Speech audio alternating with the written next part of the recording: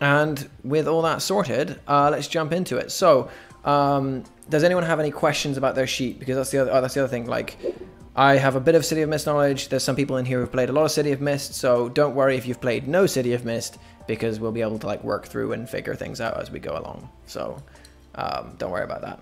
Who would like to go first looking at their character sheet? Mine's pretty good. Go ahead. Wait, someone's got to go ahead. I can, that's fine. Perfect. Neon. Or Aaron. Aaron, you can call me Okay. Aaron. I don't know how I mispronounced my own name. That's pretty great. But yeah, I've got all of my themes should be pretty complete, and the questions I've answered off to the side. So. And your character's name is? Callum Keen. Brilliant. Okay, don't describe his appearance or anything like that. We're going to get into that very shortly. So, you're going for how many mythos and how many logos? Just for everyone. I'm a 2 logos, 2 mythos. So I believe that is called a borderliner. Brilliant. Okay. Are there any of these that you feel that you want to question or you want to go into? So I think I have. Let me double check all of these. As long as you're okay with them, I'm pretty solid with knowing what they do.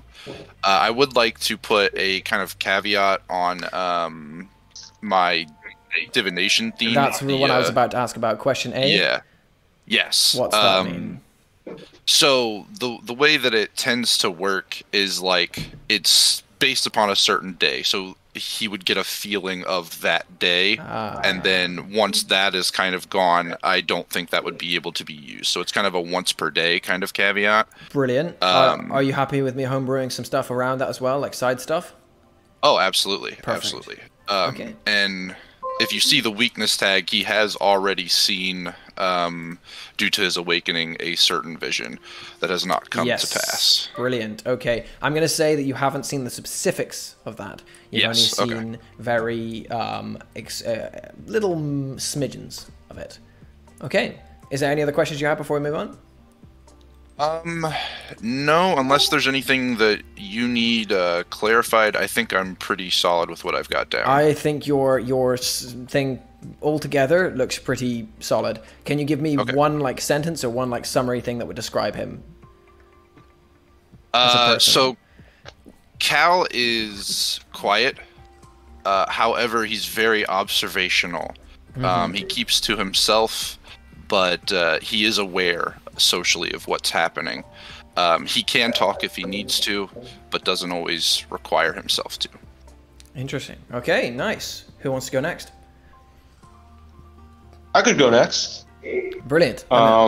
Name of your character? Yeah. He would be known simply as Chepe. Okay. To the people of the city. And I also have all my tags and everything set up.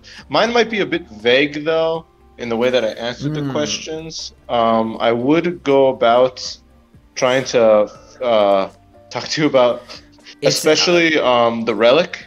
I will have a look at the Relic. Yeah. Okay.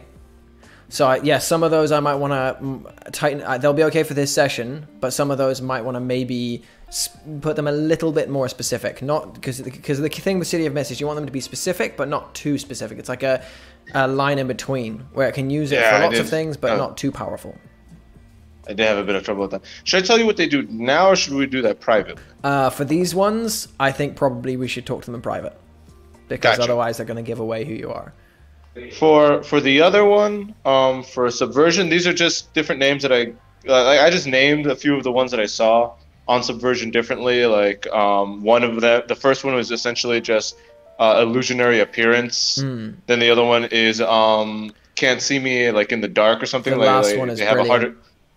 And the last one is basically just summon fox helpers that I saw, but I just changed it up. I love what you wrote instead. That's good. Okay. Any questions before we go on and give me a sentence that describes him? Ooh, I gotta think of a sentence.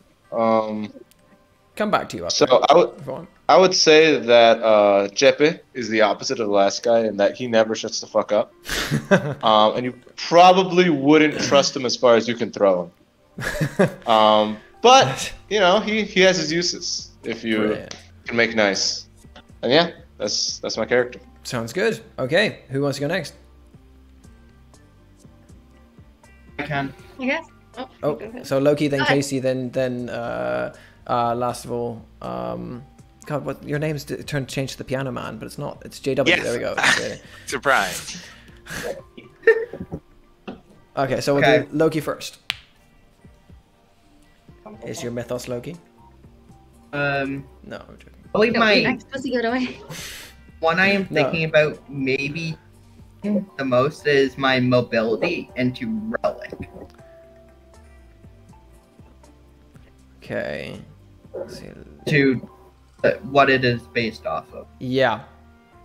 Right. I will have to have a quick look at that because they're two separate things, and it's you've written it like they're it's one thing that's doing two separate things, so it might have to be fleshed a little bit out. If you get me? Okay.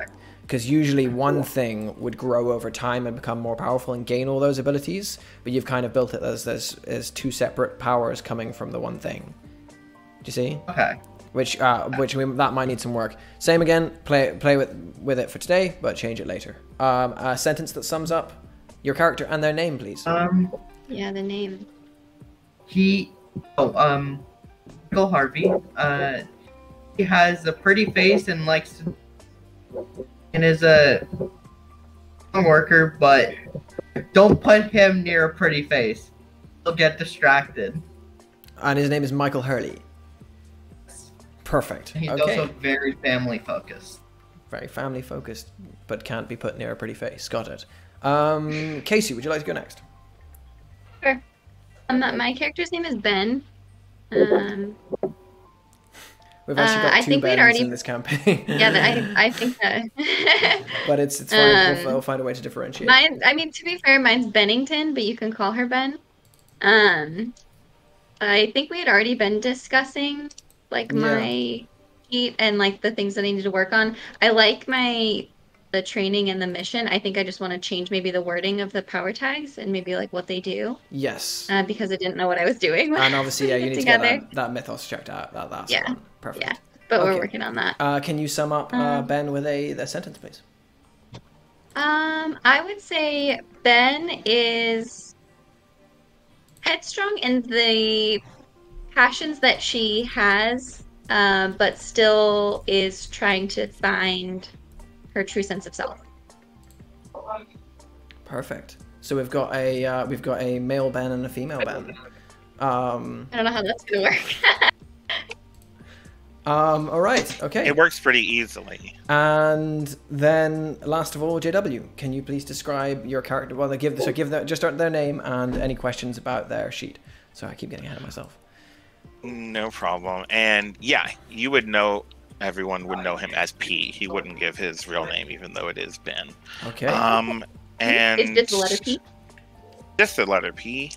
Beautiful. Perfect. So I just wanted to make sure that you were clear on some of these very specific Yeah. tags, like hypnotic induction and psychometry. Like if you understand it, I understand it. Yeah. So I've got hypnotic And, induction, psychometry, not so much. Sorry. I'm not finding. Where is that? Psychometry is the Where is it? history of objects. Yeah, but you've not got left anywhere. Oh my god, did I not? It's not on no, any no, of I. your sheets. Yeah. It's all coming back to me. It's on DreamSpeak. You have to go over. Is it? Oh, it's Yeah. okay. I see. Yes. Okay. Got you. Yeah. Gotcha. So Okay. I put like the tag itself, but then Got it. what it's actually. Yeah. So the only other thing is I forgot to say what languages he speaks since his polyglottal. So I will send that to you privately. Perfect. Okay. And give me a But sentence Ben that describes him. is. He's actually a piano man. So he plays concert piano. I'm He done. plays, in bars and scene, and he's on the scene. A party individual, pleasant, perhaps a little dangerous, but otherwise, always looking for a good time. Right. Sounds good. Okay, and with that, I'm gonna jump all of you guys to the game map. Now, I am getting an actual map drawn. I know this map is shit. It's because I drew it myself in my house. It's pretty crap, but it will give you just the names of places and the general idea of what Almanac looks like. But there will be a better one very soon when I get someone to draw it for me. So, this is the city of Almanac. A rather bizarre city. It's right on the west coast of Scotland, the middle of nowhere.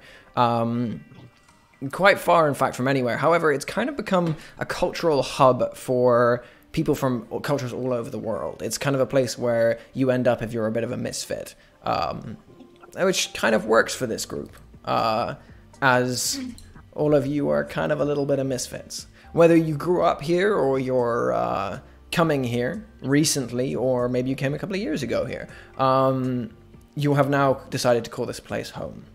And one of the famous lines about Almanac is, once you come here, it's very hard to leave. Not because anything's stopping you, but because there's just so much here. There's so much possibility. There's so much chance in the air. It's an ancient place and a modern place, the two mixing together in this weird cacophony of just everything, really. You are going to have to figure out where it is you are from on this place. So if you watch the district video, you'll know a little bit about this. If you haven't watched it, I'll go into them very briefly now. The places here are Bower Ridge, downtown is part of Bower Ridge, Russet Way, Eden Bridge, Yarngate, Lakeview, Old Harbour, White Sails, Kingstown, and then right up at the top is Inishbirshad. Bower Ridge is kind of this really posh city centre where all the super rich do their business. And then most of them go home to Lakeview, which is Lakeview's where all the big mansions and the fine estates over the water are. Yarngate is where the university is, and it's where a lot of middle-class people tend to go. And the middle class kind of then sort of flow into Candle Street, which is this also sort of relatively nice area that's middle-ish class. Tomb Street is when the city begins to get ugly, as it is this sort of grungy, half-finished sort of place. It's got if any of you have been to Warsaw, or been to one of these cities that was heavily bombed during World War I or II, the way the buildings have just been taken down, and they've just been hastily put back up again, and they look hideous, but they've just got them up, because they need somewhere to live in and work in. That's what Tomb Street looks like, and it is a mass of bars and pubs and all sorts of chaos like that. Old Harbour is basically a combination of old warehouses and ship and sort of like container places with a mix of industry, breweries, and lots of hipster cafes and that kind of thing. White Sails is this modern new industrial complex with a bit of crime going on there, but also really fancy restaurants and that kind of thing. Russet Way and Eden Bridge are both poor, with Eden Bridge being much poorer, and infested with things that stalk in the night. Then Kingstown is this rather bizarre little town that was an offshoot of Almanac that exists on the other side of the water, where the population is pretty much old people at this point, with the rest of the young folk going off to the city to pursue their fortunes. It's a good place to sort of go and feel really depressed. And then there's Inishbirshad, which is Inishbirshad is this very confusing little place that popped up when a family, the Forrester family, fled the Scottish king to the island and set up a manor house on it. Inishbirshad is extremely strange because of a number of reasons. One of them is the locals speak a dialect of English that is very hard to understand. They're extremely Scottish, they're extremely wary of visitors, and for years the Forrester estate has remained closed with the Forrester family not coming out. But tourists still go to see the sheep spotted across the rugged, mountainous island and, yeah, do touristy stuff. And with that, I want you to try and get a color of like a little ink of like a box. You should be able to find them on the top. If you've any of you used Roll20 before, if you go to draw shape, a little picture of your paintbrush, and you go to draw shape, I want you to draw a tiny box on where you live. Quick question: would it be possible to be from Edenbridge, or It is would that be possible off to be from. limits? It's possible to be from anywhere. Alright, so then that's probably... Yeah. So Eden Bridge is like really close communities usually, tending to keep to their culture, because Eden Bridge has the highest crime rate. The other thing you'll find about Almanac, seems like the reporters and the news here never really report on any important news. Murders, deaths, violence, it all kind of disappears, and no one really knows why. And it's one of these things that kind of just gets brushed under a rug, and for no reason. We can't quite understand why no one's investigating it further, why it hasn't been brought to light. The other thing is that the police seem to be firmly in someone's pocket, as they don't really do their jobs very well.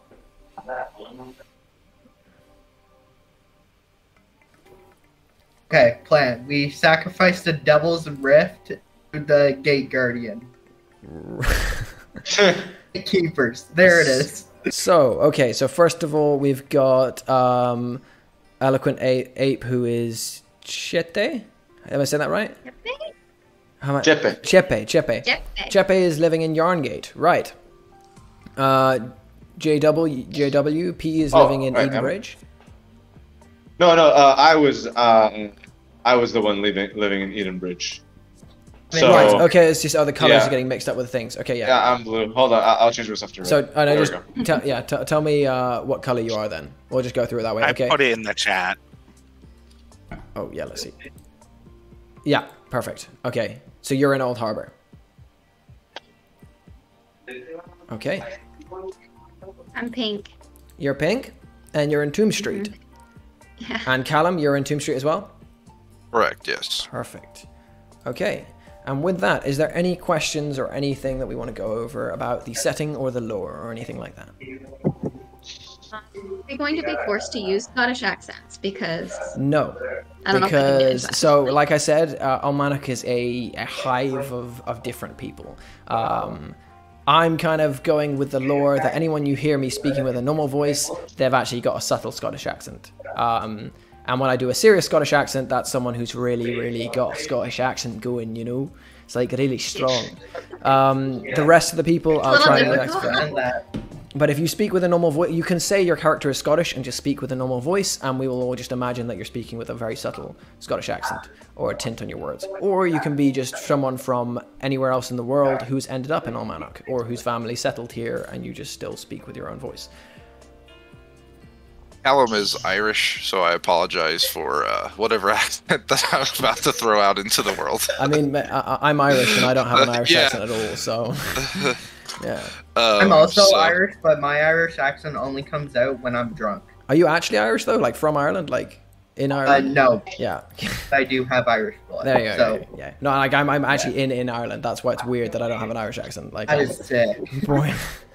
Born and raised in Ireland, but I sound like... I don't know what I sound like. Anyway, right. So, if there's any questions, more questions. Yes.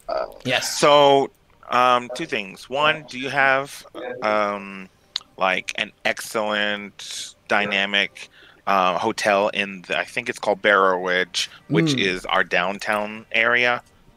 Yeah, there's one that's called the Golden Chalice. There's also another one that is currently booked out at the moment, which is owned, well, not owned, but is housing a celebrity guest by the name of Ned Halford, who is that he's kind of booked out all the higher rooms. Understood. I was just going to have one of my regular gigs be out a hotel, so whichever one works for you. The Golden Chalice, or there's the Lily Stem. Ooh. Golden Chalice. Golden Chalice. Okay, can you write that out and text it to me so I make sure I remember that one? Absolutely. Perfect. Okay, any other questions? Oh yeah, go on. Yeah. And then for the Old Harbor, is there any particular like, I would say, is there an explored like police kind of or written police kind of situation, like you have NPCs that are well known in that area, or is this something I can just kind of like hand wave / write a little background about some of the police in that particular district? If you want to have specific police or people that you know that are part of the community, you can write those in as NPCs. Send me the background of them and send them to me, and I will integrate them or not integrate them, depending on how like if they're a huge influence on the world, like they're the police commissioner, I might say, no, there's an NPC already for that. But if you're going into the details of like minor police and stuff, you can completely make those up for yourself. Send them to me, and I will play as them in game. As for local community type things, in Old Harbor, there's a bit of community, not so much though. It's more kind of like the feeling in the rest of the city. The only place there's a real feeling of community is places like Eden Bridge or Yarngate, where, it's safer in Yarngate, or it's more dangerous in Eden Bridge, therefore you have to stick together. Also, it's British police, so British police do not have guns. Only their higher levels are able to bring guns. Understood. What do they have? Like pepper spray? They have tasers, pepper spray, and batons. One thing you will know, so that's the thing. Your rifts have all activated by the time the game starts. You can decide if they either activated very recently, or they have activated a long time ago, and you've had a long time to come to terms with the new world that you now inhabit. The one thing you have learned is that, and I'll say this, is that the police, the mortal police, are not the real authority in Almanac. There are more controlling factors that people fear, that no one really has set names for. Well, at least no one in your communities. The rifts are very spread out, so it's very hard to find like a community of other rifts. It's very hard to find another rift like yourself who isn't going to be scared already. My character is terrified by his own power. Two people at once. The character is completely terrified of his own powers. So then you'd probably struggle to see other rifts when you came to terms with them. When you see them, you'll probably have a bit more. As you become to terms, if he's something like the devil, thinks he's dreaming. You're gonna have a tough time for a while. My character would just assume that this is just how things work in Scotland ever since he got here. And yeah, people just have powers in Scotland, I guess. Cool. I guess I do too. People just have powers in Scotland. Yeah, it's good. Just arrive in Scotland, everyone, hey, that guy's got powers. And I do too now. Between Zeus and Thor. Just a normal day. That's the other thing I meant to say. The way I'm running this is most rifts do not know what their rift is. Like most rifts will, even and if they do know, it's not something they tell you. You're very rarely going to find a rift who's going to turn around at you and say, "I'm Persephone," or they're gonna be, "I'm the girl who sometimes kills things and sometimes brings things back to life when I come back." Alternating power, whatever. This is because the majority of them haven't really figured out what's actually happening to them. They think they're just getting powers. And that they're connecting with some other side of them that's trying to force them to do things they don't want to do, and it's through that they start figuring out who they are. As someone that's new to City of Mist, does a person's mythos ever communicate to them? Is that a thing that eventually starts happening? Sometimes, depending on who they are. I see. So, for example, there is a mythos of there's a mythos in one of my other games of Lug. From Irish mythology, who Lug is a war god, and his whole thing is that he shifts between like a battle rage and another thing, and that NPC, he talks to his Lug, because Lug's like this war rage thing, and he's a very demure student, so he actually talks and is able to communicate with his rift. Most people that doesn't happen with. Most people it's like integrated to you. If I was like Jekyll and Hyde, you could probably talk to. You'd have two. Yeah, you'd have Jekyll and Hyde as two separate powers and two separate people to talk to.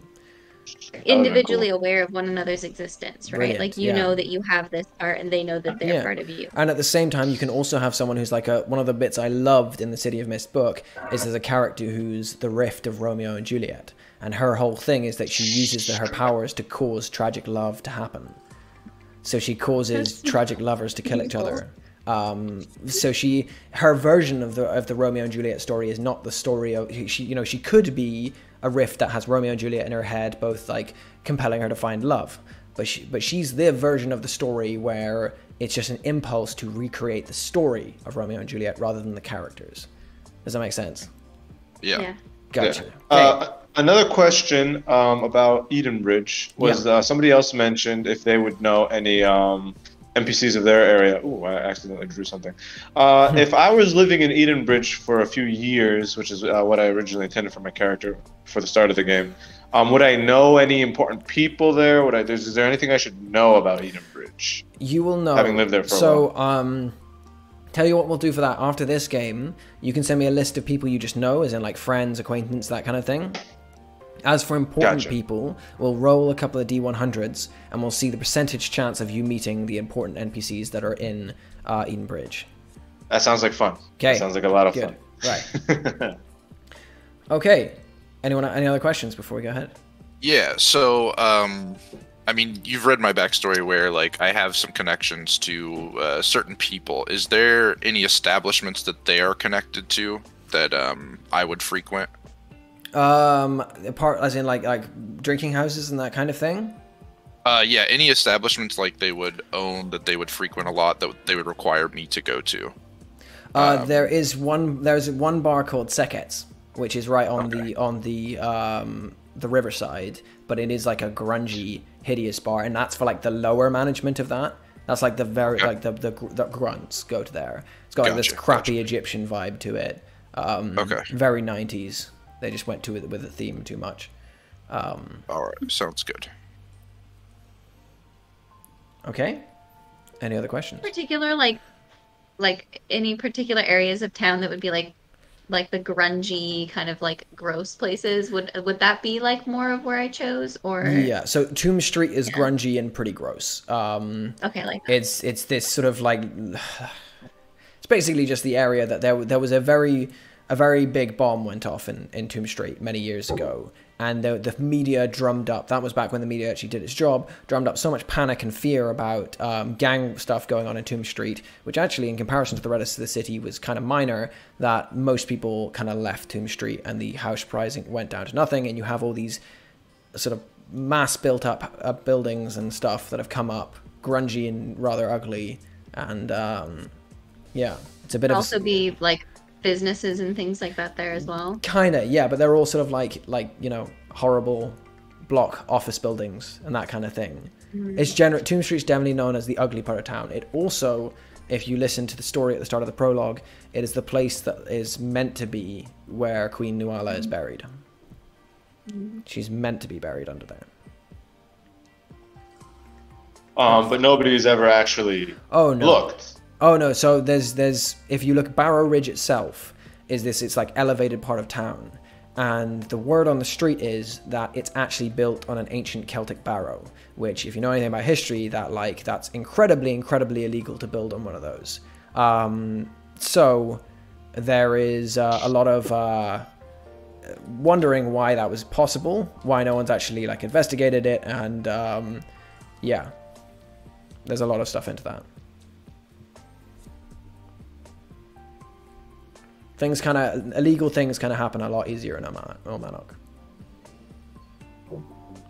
Sounds fun. Is it bad that I just love that idea of Avatar of Odin being headmaster of the university? It's, yeah. Don't worry, the university's fleshed out. You'll get, if you go there, you'll see. Yeah.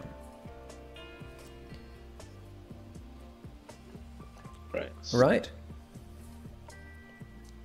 Any more questions? I think I'm good. Okay, and with that then, we will jump straight into it.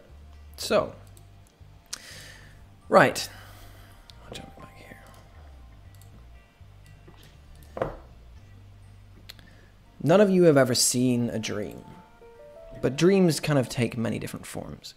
If you talk to the man down the road, he might tell you that dreams are like sand.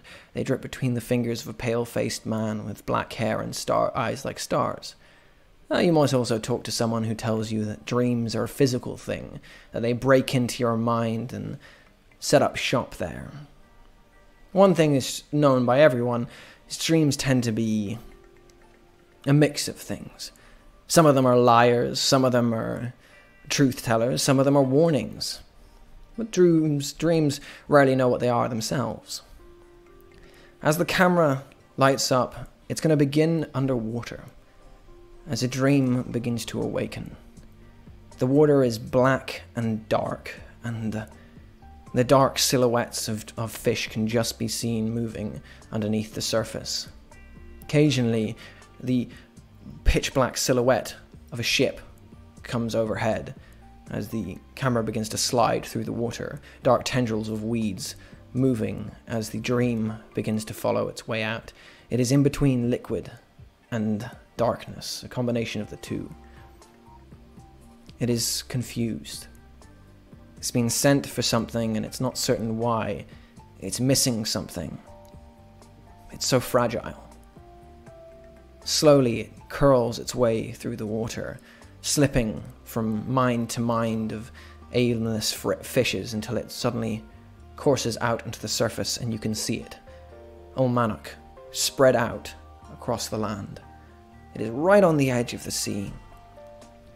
To the right, there's a large cliff face with a broken down castle perched right on the edge of it. Then there is a huge juddering piece of rock that just breaks its way out of the sea surface. And then past that, there's the hundreds of flickering lights of the city itself. The dream is compelled to go there. It is compelled to search out what it has been sent to find. As it flickers its way through the night, it begins to slip into the city itself. It is a warm night. Many of you have left your windows open.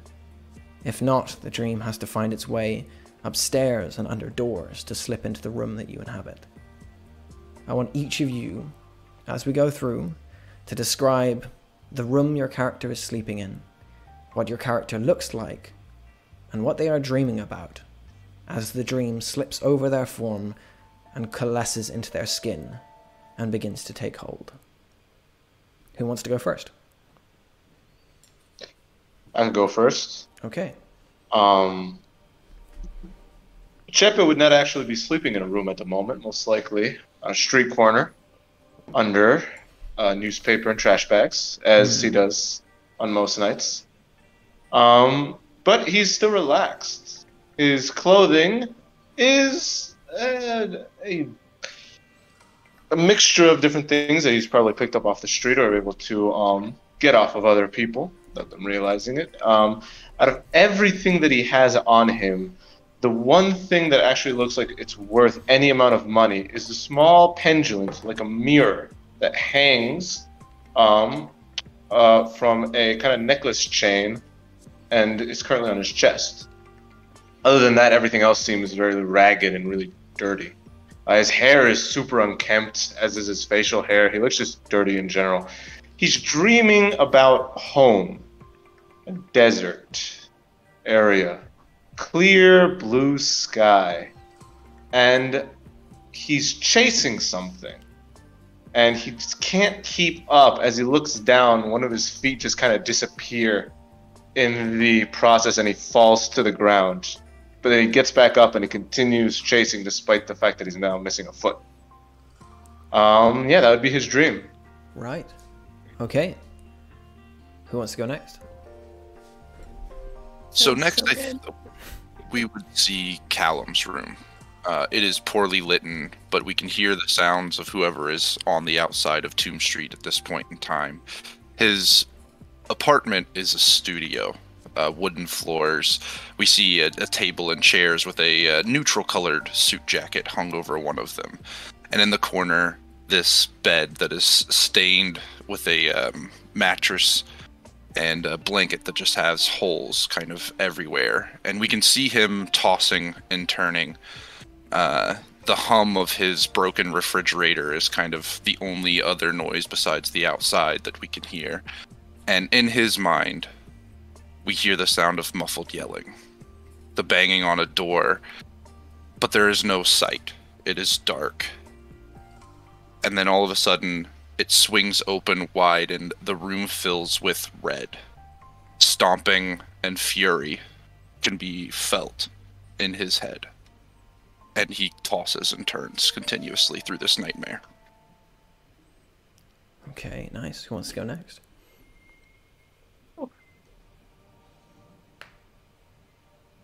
Loki and JP, you're both muted. Okay. Do you want to go next? Loki. Okay. We travel into Michael's room. There's things everywhere. Things that he has taken apart, some bike parts, a broken watch at the desk he is sleeping at, working on a gift for his sister. The thing he has is a storm that's circling around him during an accident that he first when he first tried to. Oh shit! I can't hear you. There's a lot of like movement. I couldn't hear any of that. Sorry. Yeah, no, yeah. Go ahead. Which did you hear? They just heard a storm surrounding him, and yeah, pretty much. There's a storm surrounding him when he wanted out his project that he had for his history. A chariot that he made. And he was foolish, didn't listen to his brother in that storm. But for just a flash of light and sound would ring in his dreams. That's about it. Okay.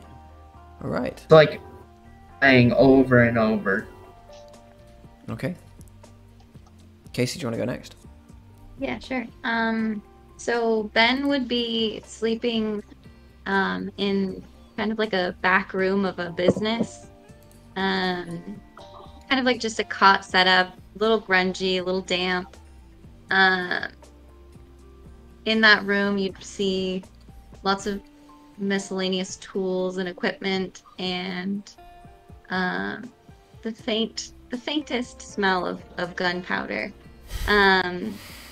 She would be dreaming, very lightly sleeping, but dreaming of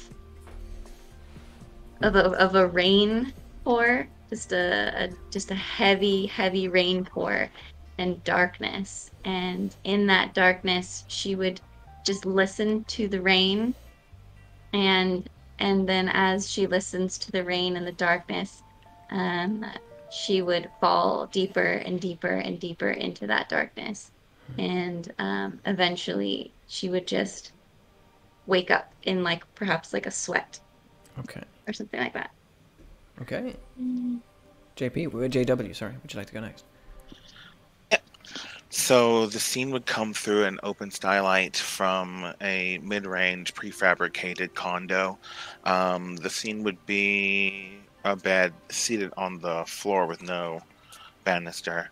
And in the middle of two, we will say lumberjack-looking individuals will be Ben. There are clothes strewn about, and his hair is rose gold, braided back with cafe au lait skin.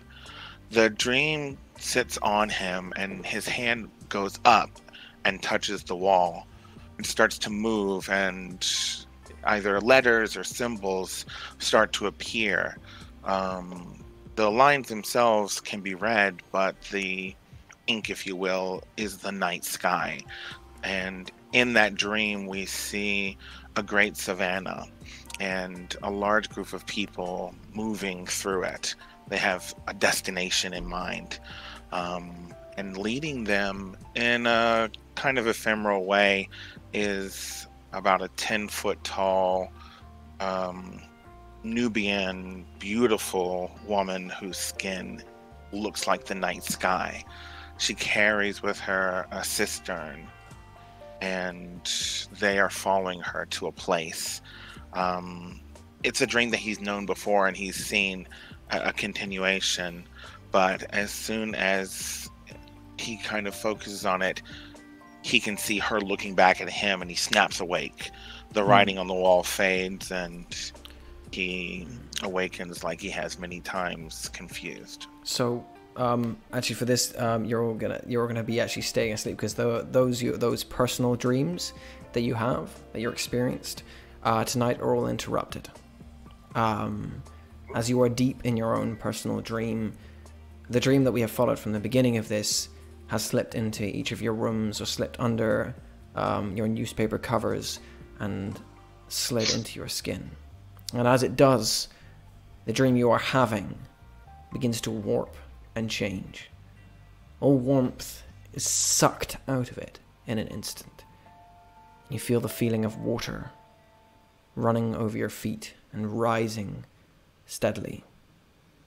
And as it does, you hear a woman's voice, distant and disconnected, shouting at someone else. You're not sure why you know this, but you know it's not shouting at you. She says, "I will show you death."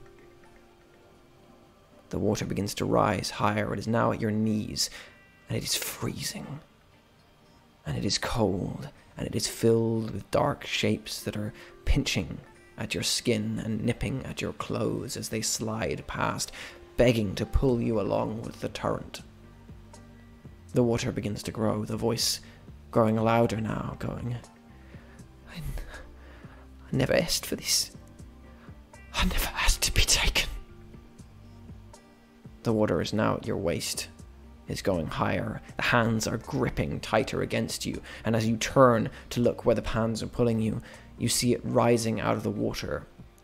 Black water is pouring off it in rivets.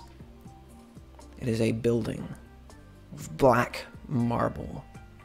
Beautiful building, large and imposing, its grand pillars intimidating. The water is rushing towards it, and the door slowly open. As they begin to open, you can see that inside there is a darkness that is more intense and solid than the darkness that currently surrounds you. The water is now at your shoulders, and you are being lifted up into the air. And you hear two voices now, both sounding very similar. The first one goes, "Corey! Testy!" And you are pulled, the current picking you off the ground and pushing you towards the doors. And as you get closer and closer and closer again, you hear a chorus of screams, two at once, united and wrapped around one another. They echo throughout the halls.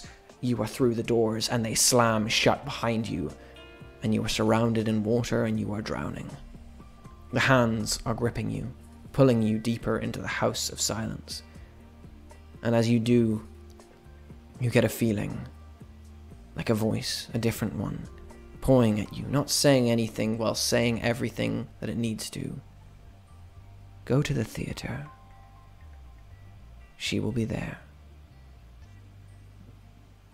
And with that, you wake, each of you, gasping and spluttering as if you have just emerged from the coldest of water, your skin cold to the touch now.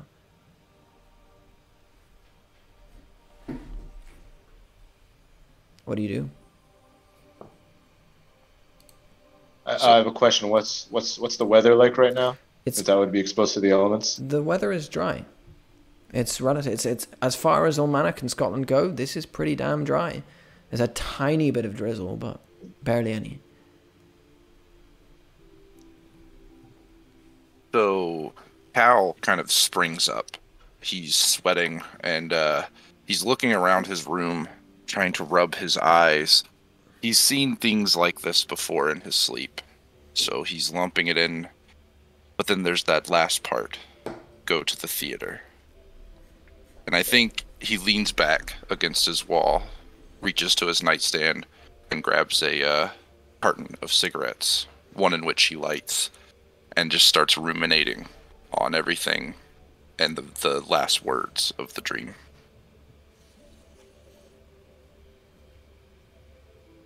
Okay.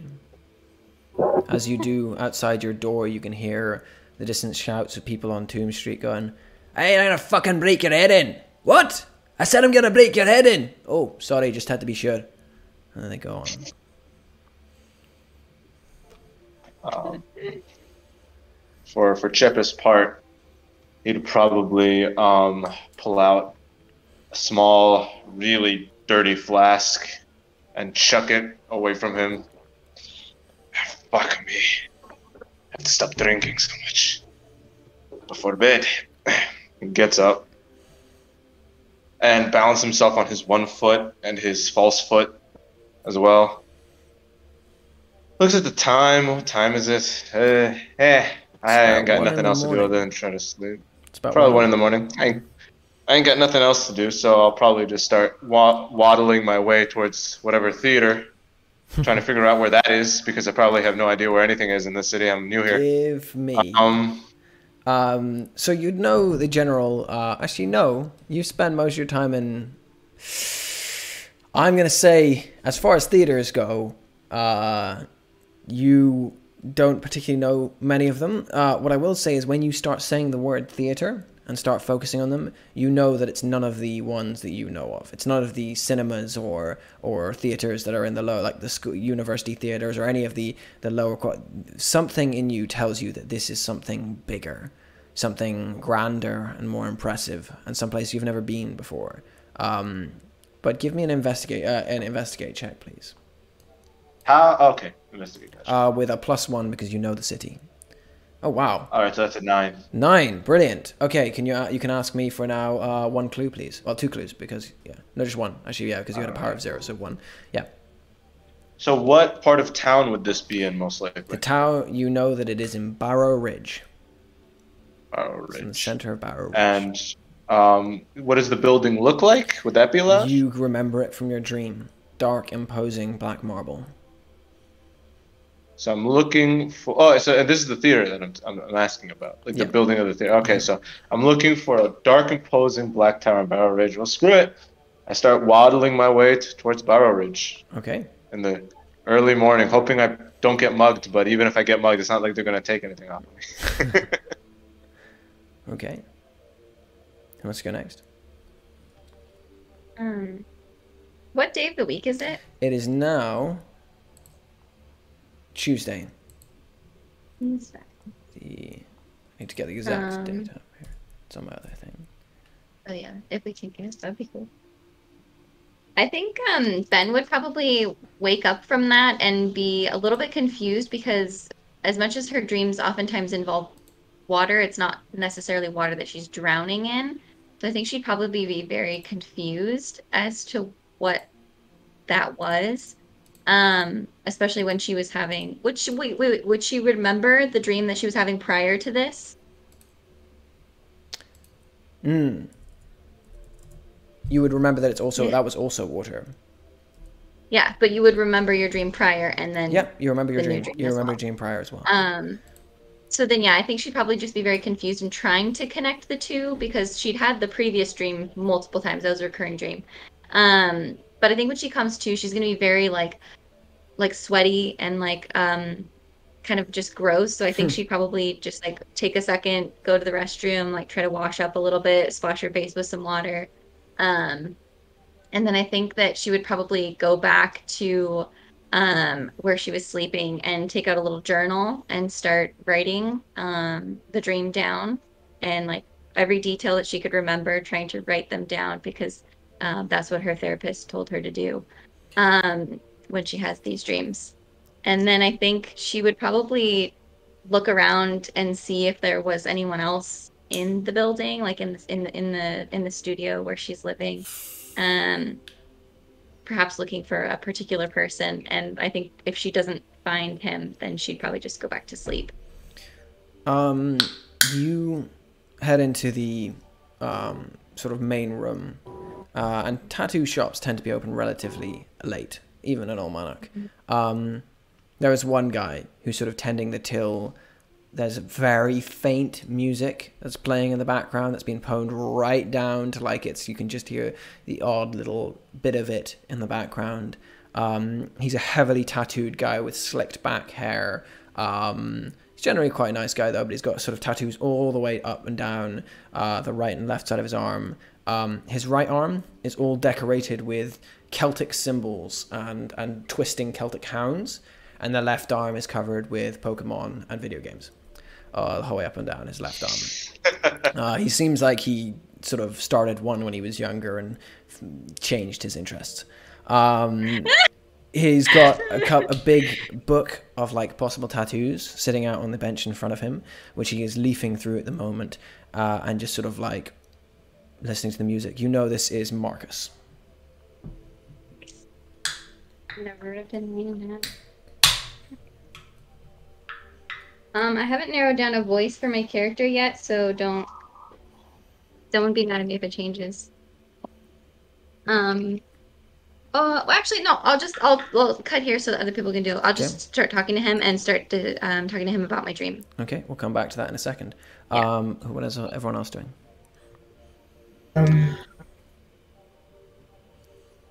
Michael is waking up. He's cleaning stuff off of his desk because who knew sleep on a watch could hurt.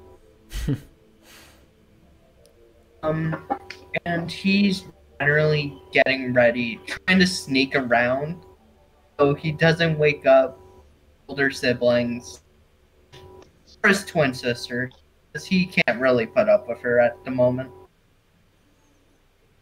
But I would say he probably would just start quick, like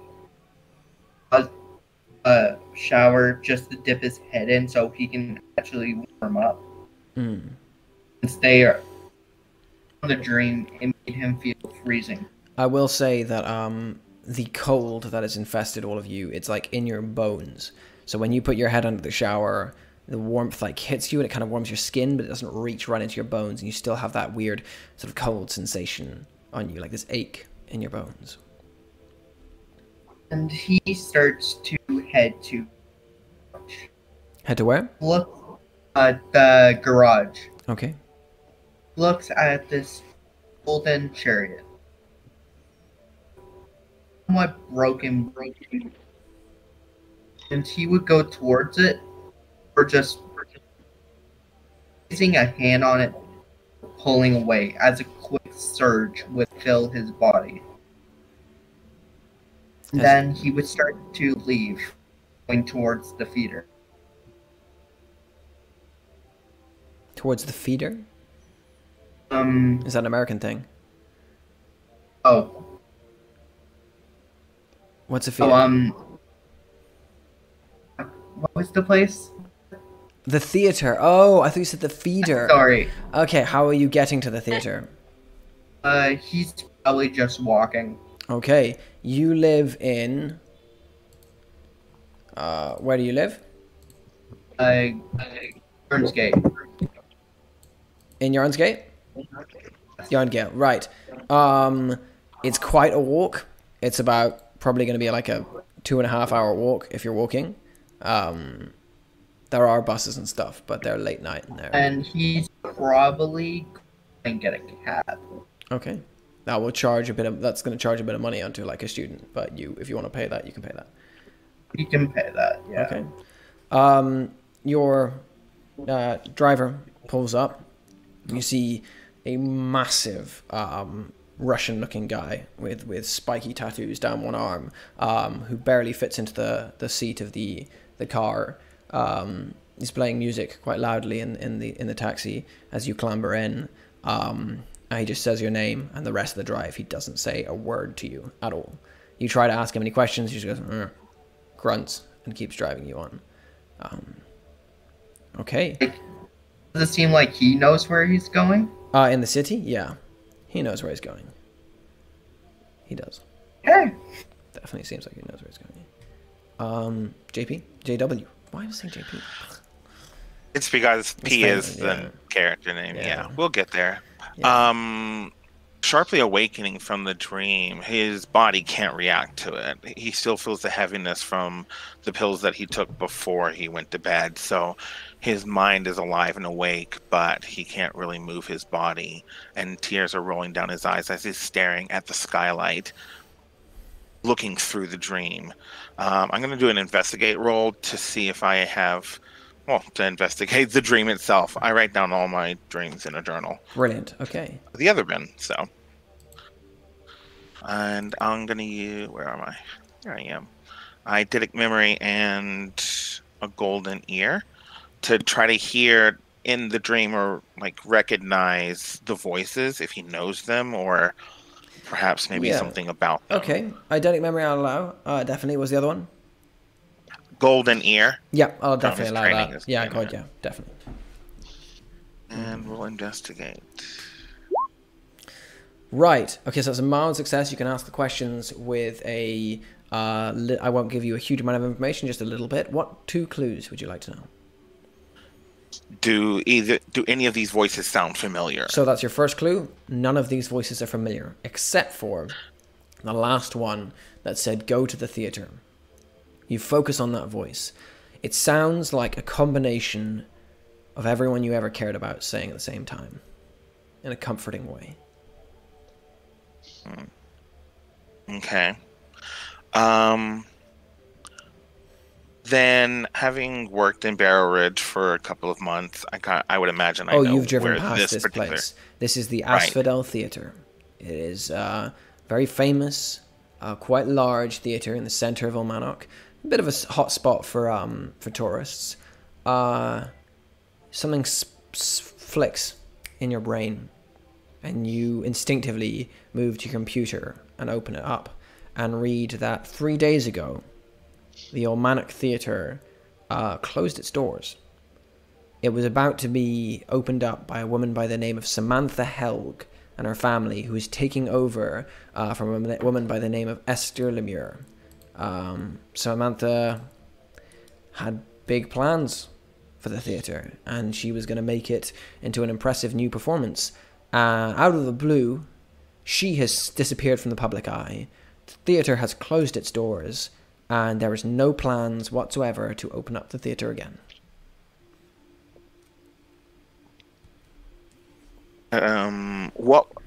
So Samantha is the current owner. Who did she get it from? She got it from a woman by the name of Esther Lemure. I'm gonna say that's how we spell it. Okay, I'm gonna bank the other clue, and then as he's able to, before he heads out, he's in the lavatory, and he still feels that effect, that heaviness from the pills he took earlier. He reaches for his stash that is taped behind the toilet, and he'll take a pill before calling a cab. Okay. It's an upper. Uber. An Uber, yeah? Yeah. Perfect. Okay, got it. Just I was getting confused by the pronunciation there. Sorry. Callum, what are you doing at this point? So, as he was kind of sitting up against his wall on his rickety bed, he's finishing that cigarette, and the words "go to the theater" just keep repeating over and over. And then eventually he just takes a very long drag to the butt of the cigarette itself before tossing it onto the ground. I guess I can't ever fucking get away from these visions. And he pushes himself off, goes and grabs his neutral-colored coat jacket, and just kind of let the winds and the natural world guide him to where this theater is on foot. Okay. At all possible. You step outside the door, and you see that a couple of people. You're in an apartment complex, right? Mm-hmm. So yeah, you can see that a couple of people in the apartment over, seemingly students, poor end students, possibly like students who've come from another country. Actually, you do know these. These are a group of French students who have sort of moved in and party quite late into the night, but try to be respectful. They don't usually, like, if you ask them to stop, they usually turn the music down. They're listening to some French rap at the moment, and as you come past, one of them sort of turns over and looks at you, and you see that it is tall guy, really skinny, who's generally the one who talks to you. The other ones are not as good in English. By the name of Philippe moves up to you and goes, "Hey, where you're going? Want to come join?" He sighs. His demeanor's very disheveled. Not tonight, man. I'm sorry. I gotta clear my head. I'm gonna get a good walk in. It's all right, okay. There was a man asking for you earlier. I think the color was already kind of draining from Cal's face, but if it could be drained further, it does so. And he kind of straightens his back a bit. What, man? You give a name. He did not know. He just said he was looking for you. He came in. He was very big, though. Big muscles, yeah? You have not been getting yourself in trouble, have you? Eh? I rub the back of my neck.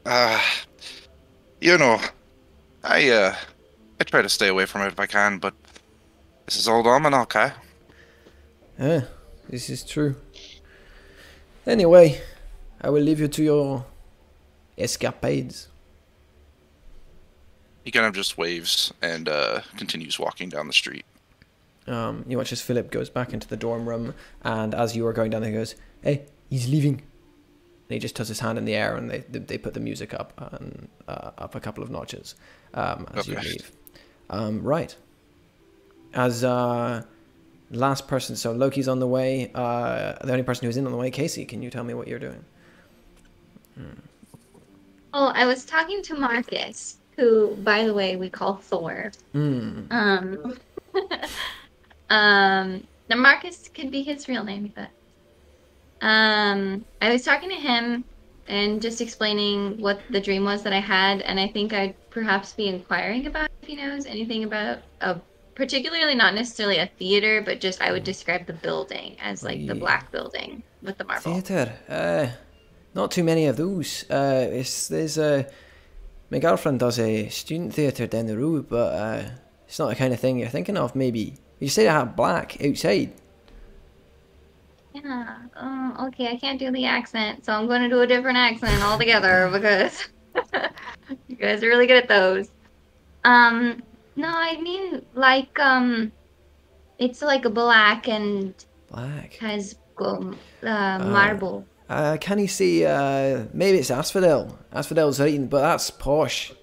I mean, I like it. Dreams are important and all, but and he sort of cracks his knuckle. He goes, "Hey, you know what you see? It's level expensiveness is gonna be quite a lot if you're planning to go see a ballet or an opera up there. That's the kind of thing they show. It's not our kind of deal, I don't think." I was thinking more for like reconnaissance, you know. All right. Could maybe make something of that building, you know. Okay. Well, if you run into trouble, you've got my number, yeah. Yeah. Okay. I don't have any idea what he said. I could not understand. He said, okay, if you run into any trouble, be okay. He said the only place he knows that's like that is the Asphodel Theatre, which is that's the one. Okay. It's a higher priced place. And he said if you want to go there, you're gonna have to pay to see opera or ballet or something like that, and it's not. Okay. I just didn't get the name for some reason. I missed that part. That's all I got. Okay. I don't know that she has a mode of transportation, so yeah, you can use my car if you want, but don't crash it, all right? I don't. I mean, it's fucking old, so it'll break anyway, but you can use it if you want. Yeah, that would be very nice, actually. Thank you. All right. He reaches and he takes his keys out of his back pocket and chucks it to you, and you can see it's just like the key. There's one key on it. There's two keys on it. There's the key to the shop and the key to the car, and then there's just like 100 key rings on this thing of like skulls and like video game, like little Pac-Man and this kind of thing. And it's weighty in your hand. Yeah, I think she'll take the keys. She'll probably look at them and like just give like a very like self-assured nod, I think, and like probably walk out towards the car. But I don't know that she's ever driven a car confidently before. So yeah, I think she'll take it and she'll take the challenge. But I think she's probably never really driven a car. She's more of like a public transport or catch a ride. I'm gonna say that's this is gonna be a take a risk. Face danger. Face danger. Okay, actually, so I don't know how to let me have a think about this because this is an interesting one. The fun part is crashing the car, though. The danger is the facing. Yeah, I'm gonna say take a risk, and then if you crash, you'll face danger. So just click the take a risk button? Yeah. So, do you have any abilities that make you good at driving cars? No, probably not. Anything that even sounds car related? Let me see. Let me have a look at your sheet.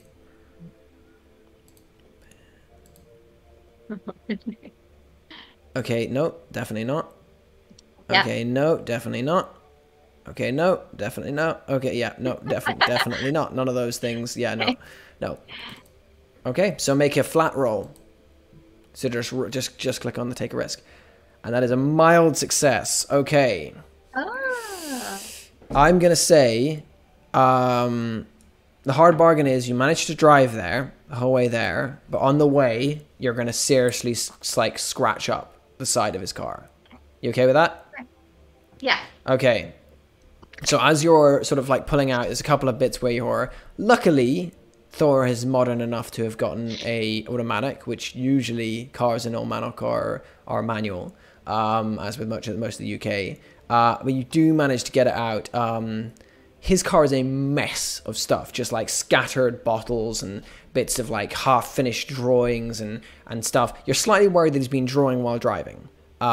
Which is slightly disconcerting. But as you manage to pull it out, there's a noise as you scratch the length of what looks like a rather also shitty looking car beside and drive off. Your entire journey is terrifying, by the way, utterly terrifying. By the time you arrive there, you're going to be like shaking as you get out of the car because they are not. Yeah, it's not something you can just pick up. Right. Okay. Who is not going to the theater yet? Everyone is, I think. Everyone. Right. So, who had the fastest mode of transport? Probably Casey would be later.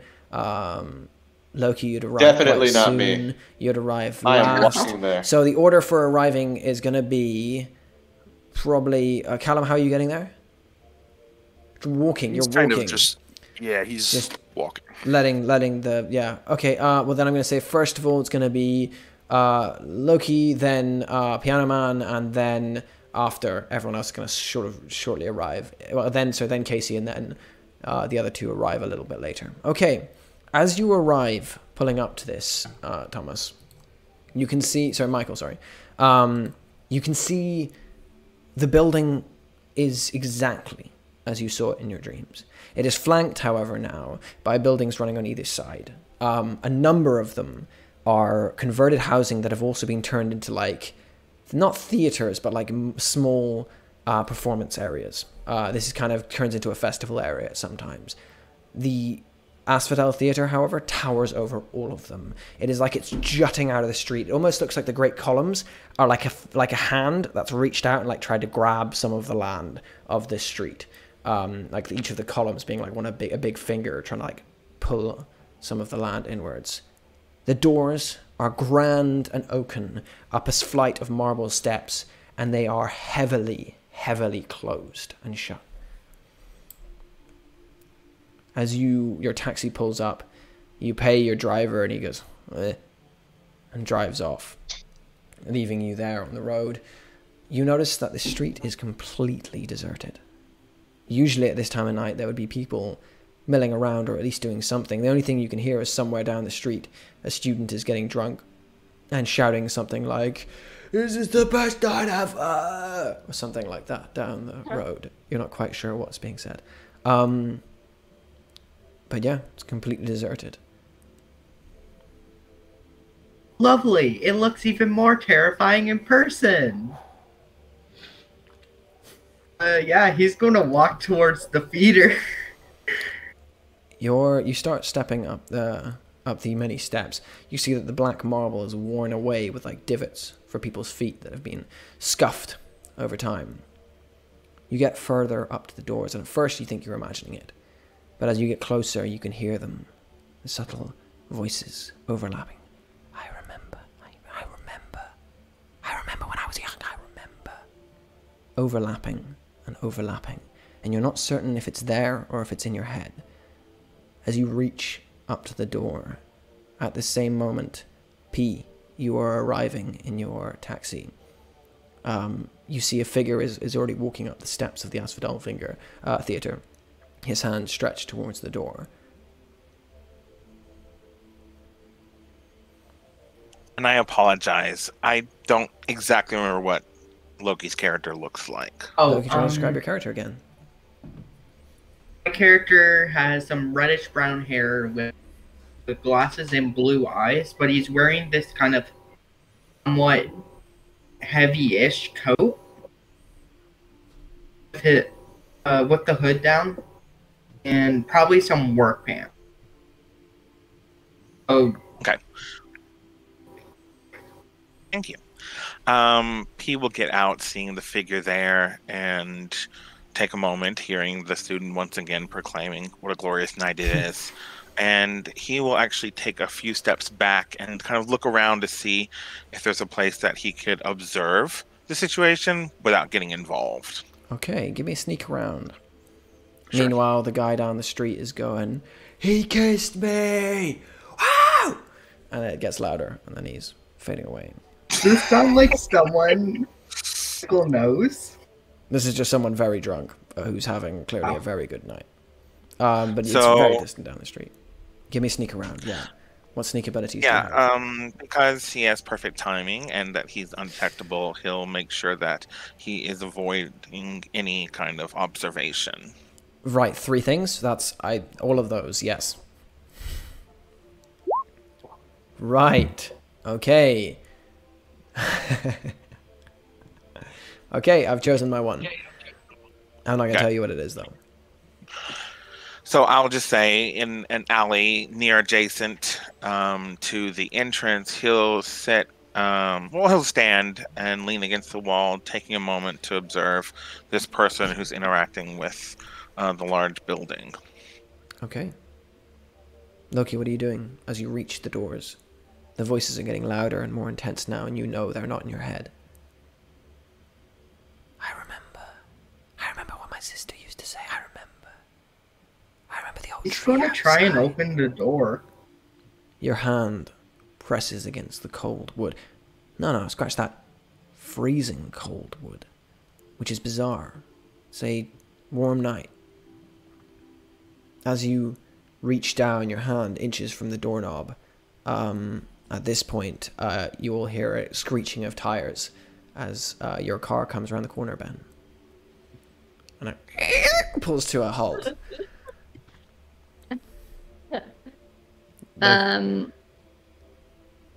Sorry, go ahead. Oh yeah, Ben. So Ben, you can see that their car has arrived, but you do not see the figure who has moved into the shadows, which is you, P. I think Ben's gonna like sit for a second and just kind of like catch her breath. And then I think in that moment of like panic and like fear, but also like she's gonna be very excited, and I think she's just kind of let out a subtle like ooh. And then I think she'll like, it's like still middle of the night, right? It's middle of the night. It's like 1 a.m. I think she'll just like kind of pull her denim jacket a little bit, tighter, and put her hood on, and then she's gonna come out of the car, make sure the lights are off, I guess, too. Yep. And then I definitely want her to like sneak up to the building, because you said I don't see P snuck in. At this point, you don't see P, but you do see, as you pull out and sort of like see. step outside the car, you do see that Loki has seen you. You don't see P. P is not in sight. You only see Loki at the top of the stairs, standing in front of the door, and he has seen you. Michael has probably turned around and pulled out a wrench from the pocket of his coat.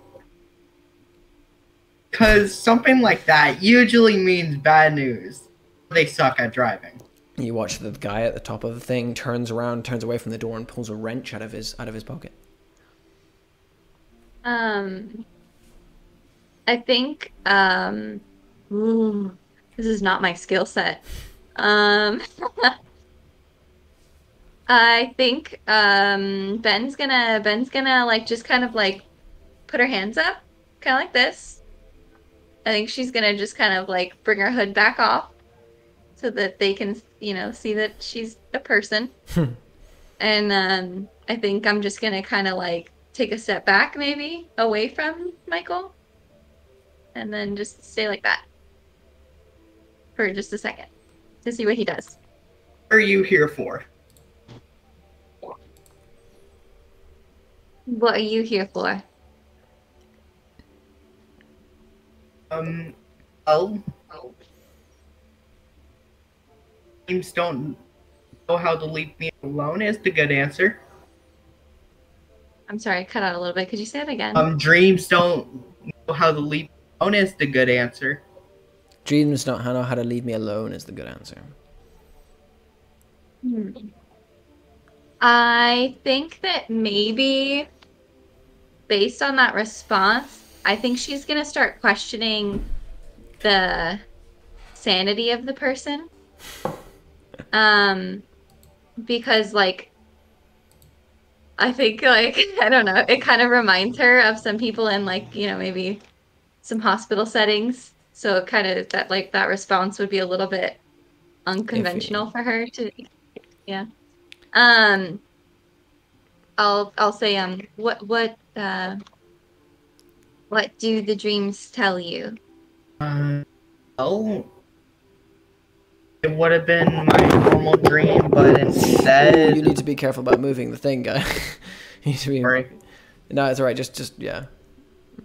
Well, I would have had my normal dream, but it got interrupted by something. It is Kind of something. like water drowning. I think she's going to recognize that that's similar to what she had experienced. And then I think she's going to like put her hands down and start approaching him. As you start to approach him, you hear He coming puts around away the wrench. As you guys are doing this, you hear coming around the corner, step, clunk, step, clunk, step, clunk, as Jetta, you come around the corner. Oh, I'm showing up now? Yep. I roll the dice. Wait, am I the no, there's one more person. I see. I guess I know the the ins and outs of the city pretty well, because with a fake foot, I thought I would have been the slowest. Yeah, I rolled the dice between the two of you, and you had less chance for riding first, but you did. Nice. So coming up, coming up on the theater. Can I actually, like, before I turn the corner, can I peek around the corner, and to see the building, I confirm that's the building I'm moving towards? Yeah, you can. There's a good amount of people outside it that are seemingly talking. Well, two people. All right, so I just take it. It seems that, like, all these people, you know, they're going to the theater or whatever. All right. Could I try to think in my head, what is the typical person that would go to this big, fancy-looking type of theater in this city? An image in my head of what kind of person this would be. The image of what you think of the people that would go to this place, you immediately envision high-nosed men in tuxedos with pompous, arrogant looks in their faces, beautiful, tittering women wearing long ball gowns and with gems and stones around their neck and fingers, and you immediately go, oh, you know what kind of people go here. Can I attempt to use one of my power tags? You can. I would like to use smoke and mirrors to make myself appear like one of these people. Okay, right. Give me a sneak around. All right. And because it's like I work better in the dark because it's 1 a.m, very early in the day for me. Or at least very early in the night, because daytime usually starts at around 5 a.m. which it's definitely night. He would, so he would think, probably sneak around. There you are. Well, 10. There you go. As you're hearing, you hear step, clunk, step, step, and then it's normal steps, and you watch as out of the darkness steps a tall, rather skinny-looking man with an edge of high-minded superiority around him. A tight little black bow tie at his throat, black tuxedo perfectly fitted to his form as he steps out of the darkness in the middle of the night. Theater doors are closed as you see Jete in front of you. What looks like a young, pretty, casually dressed student and another young, casually dressed woman who's come out of a very scratched car. Why, hello there. Lovely night for the theater, isn't it? Yes, I love coming to the theater all the time. I'm a big theater buff myself. You know, all the big ones. Shakespeare, Caesar, Hello. I was just waiting for you to say, yeah, that one, the shaking of the spear one. Him, yes, that one. Yes, him, that one. Love his work. Is it going to be open anytime soon, the theater? I'm sorry. That's so good. Threw me off. I think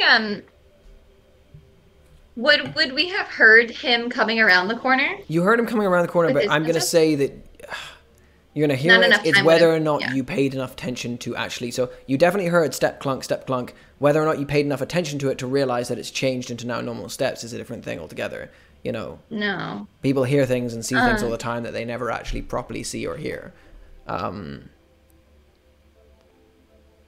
Would seeing the way that he's dressed and everything, would I assume that he's like out of place at this point in time? Give me a investigation check, please. This is going to be working against his sneak around check because it's just too damn high. It would be go to toe, but I'm not sure we want to do that for that. Just to see if you're able to learn anything about him. Yep. Do you have no investigation stuff? No investigation tags? I don't know. Let's see. Do you have anything that's investigation-y? I mean, sort of. Like, aware of every movement. Aware of everything? That would definitely be... aware of every moment? Definitely that would be applicable. The other ones, no. So yeah, so that's with a +1, that puts it to a 10, which is a good success. Okay, you can ask me one clue about him, and I will give you a good, solid answer. Oh, that's just hard. Does he seem like he's... Okay. Does he seem like he's trying to fool us? He seems 100% like the genuine deal of a person. You definitely think that this is a guy who is who he is, who's trying to get into the theater.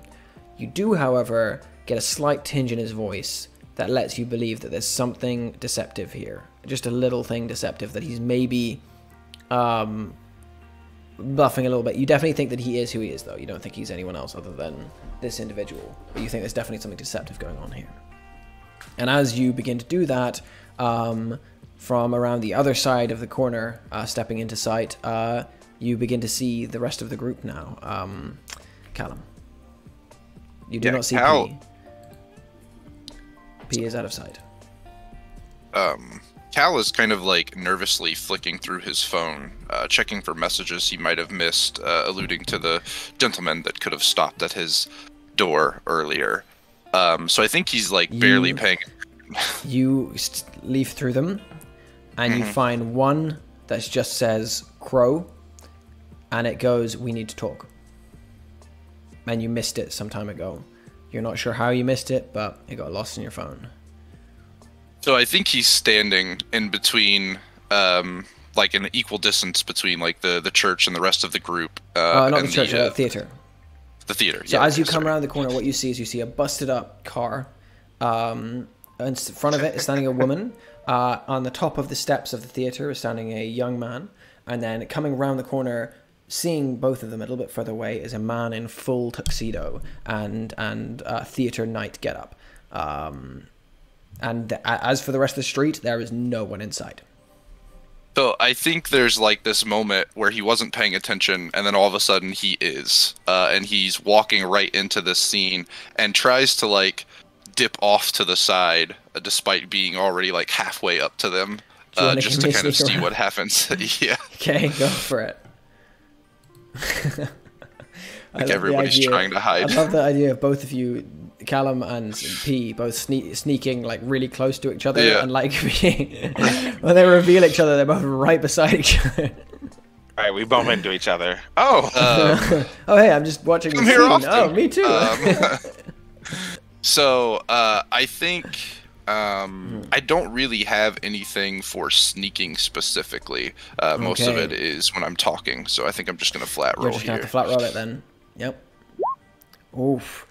As Yeah, that makes sense though. you I'm step like, around the corner, as you look at your phone, you look up, you see it, and you go, fuck. And as you start to move, and there's a noise as your foot scrapes across the ground, all of the people there turn and see you standing in the light. And just as you're standing there, you're darting into the shadows, and one of the street lights that was broken goes and goes on and turns on and lights up, sort of bathing you in golden light, like a spotlight's just gone right on you. I think he dumps his phone in his pocket and he just stands there awkwardly for a second. So, come here often? Oh yes, of course. I come here all the time. It's the theater. Love the theater. Speaking of, what would they be showing today? Why are we all coming together? I heard there was something at the theater, but I didn't know exactly what. Could anybody inform me what we're coming here to see? You've ran down to the theater at what is this? It's 2 in the morning. 1 in the morning. It's like 2 in the morning. 2 in the morning to catch a show. Who told you of a show? Yeah, of course. Why not? It's something that happens all the time for me. As myself, a big theater fan, you drop everything. You come to the theater when you want to come see something. And Cal well, it looks seems to be closed. However. Well, from what I know, there's some type of show going on inside of the theater. I haven't looked yet. I don't want to be too forward, but I've had a lot of weird things happen to me recently, and I found it best to just proceed. And he'll kind of start walking up to the steps of the theater. Okay. I mean, I agree. do. Oh shit! So Jada was talking. Yeah. I was just gonna say, as this motley crew seems to move past introductions and to the theater, he's gonna make a prayer to Aoife, and I want to use prophecy to see, like, who are these people? Why are they here? Give me an investigate check. And yeah, Right. Use prophecy tags for this. Prophecy yeah, based just the tags. one. Yeah, just the one. Just the one. Okay. That's a 9, so it's a mild success. You get to ask 1 clue. Yeah, I want to, because one of them has a wrench that's being pulled out, another one awkwardly has a spotlight thrown on him. Are these people that I would naturally feel like, yeah, these are trouble, this is going to be a big problem, you know, are some of them police, that sort of feeling. Am I going to be immediately in trouble dealing with them? You try to focus on that, reaching out to your myth. As your myth connects to the fabric that underlines the future and the past and everything in between, you start to reach out and try to connect to it, but it's difficult. It's like it's not responding to you the way it normally should. You try to force it a little bit, and you get a spasm of emotions, feelings, and visions. First things you get off them is that these people don't necessarily feel like a danger, but they are dangerous. And beyond that, you get a couple of like blinks of light around them, feelings, and there it's gone. None of them intend you harm. Yeah, I'll pull down the hood and I'll come out from the shadows, moving toward the theater.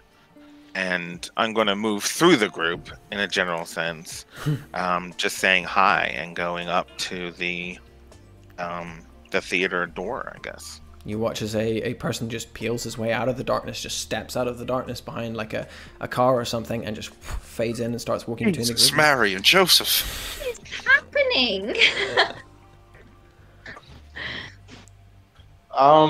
So Chip at this point would probably take a step back and take inventory of all the different people that have appeared or that are here. He is definitely like the odd man out here in the way he's dressed and the way that he appears, correct? Yes. Oh god, yes. So he starts to realize I probably made a mistake in what I thought this place was, because this definitely doesn't look like this type of theater. So he's kind of committed too much already, but he's probably going to take off like a hat or something, try to scruff himself up, look a little bit less posh, and then So continue. it's still as the posh guy watches the posh guy delicately takes off his hat, goes, musses up his hair a bit, and does his... like, "Oh, mates, let's go on to the theater, yeah, mates." And then he'll just step through. Al just widens his eyes and you then good? rolls them to the side. Yeah, P's gonna cut eyes at the very loud, awkward person, and then continue. And actually, yeah, Jeffrey wouldn't even hesitate. He would just walk straight up to the door and attempt to open it, if that's possible. You reach up for the door. As all of you now gather, huddled beside the door, each of you sort of reaching for it kind of at the same time, you all hear it now. The voice is slightly more intense, each of them a different voice of a different person saying the same kind of thing. I remember my mother used to sing, I remember my brother used to talk. And it goes on and on, surrounding hundreds of voices. You reach out, each of you to touch, and as you do, it goes shh, and you are left in complete silence. You push at the door as you twist the knob. The knob twists, and dunk, and it opens. Though it's bizarre, there's quite clearly a heavy keyhole lock, but simply twisting the handle seems to open it. The door slides open. The second it does, there's as water begins to dribble out around your feet. Not a lot, a small amount. You step inside. Now you can see inside that the theater is... You're basically standing in like a large lobby room. 2 flights of stairs running up on either side ahead of you. A desk from which various food and drinks would be served. And doors to the right and left and doors straight ahead. First thing you notice, it's abandoned. The second thing that you notice is everything here is heavily water damaged. It looks like it's been here for close to 50, 60 years, and it has all deteriorated under the sea. Which is incredibly bizarre, because only 2 weeks ago they had a performance of Hamlet with an all-Hispanic cast doing a retelling of a specific... It was a fresh take on it. It was a fresh take. But yeah. It seems like in that time, however, the theatre has aged nearly 60 years, and everything is heavily water damaged. Drips of water are dropping from the ceiling, and the carpet is damp underfoot. I think Cal kind of lights another cigarette as he steps into the damp, cool air. And as those water droplets are kind of making a small pool on the floor. Oh, no, that's everywhere. They're everywhere. Pools all over. I think in those pools, in those reflections, I kind of want to read what nature is telling us here, using the omens within the water. Okay. Try to use omens within the water. Try and tell me the tags you want to try to use for this. So omens in the wind technically is what the tag name is, but for this instance it would be water as natural. Okay. I would also think possibly... I'm afraid it's not going to work. Okay. Next one. What about pattern spotting? Pattern spotting will work. Okay. We'll do that. There's a very good reason why it's normally... Usually that will work. This time it doesn't, for a very specific reason. You step up to the nearest body of water. You look down into it and try to focus on it, and you find absolutely no natural connection to this whatsoever. In fact, the first feeling you get is that this is the antithesis of life. This pool of water. All of this water. It is all very, very dead. Okay. What clue would you like to know? So, I guess that kind of answers what I was going to ask. If it was natural or unnatural. I guess it definitely seems quite unnatural. Can I tell... One thing you have noticed... So, I'm going to say one thing you... Yeah, go for it. Is there an origin point? Like, the whole thing is drenched, but is there a point of origin that I can spot where the water might have come from? You can tell that from focusing on this, that all of the water is coming from up the stairs to the left. You also can tell, this is just a thing that you notice as you look around, that though the water is dripping from the ceiling, though the water is around your feet, not a single drop of water has touched any of you. The drips as they fall, as they're about to touch you, go and go around you. The water at your ground, that is, it seems to sort of like spread out of the way and doesn't touch you. You mentioned that there was a... Hmm? Go ahead, sorry. Oh, I was just gonna ask.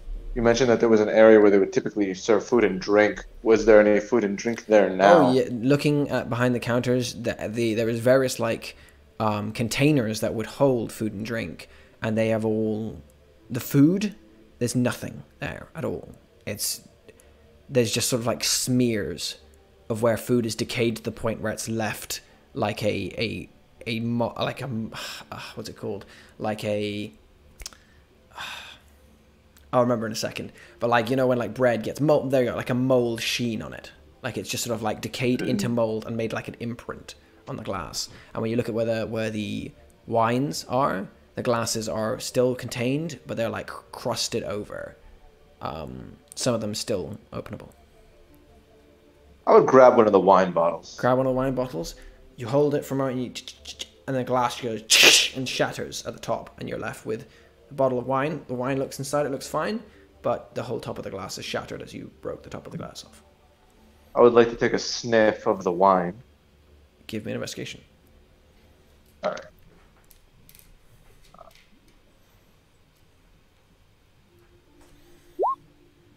7. So that's one. Ask me one clue about this wine.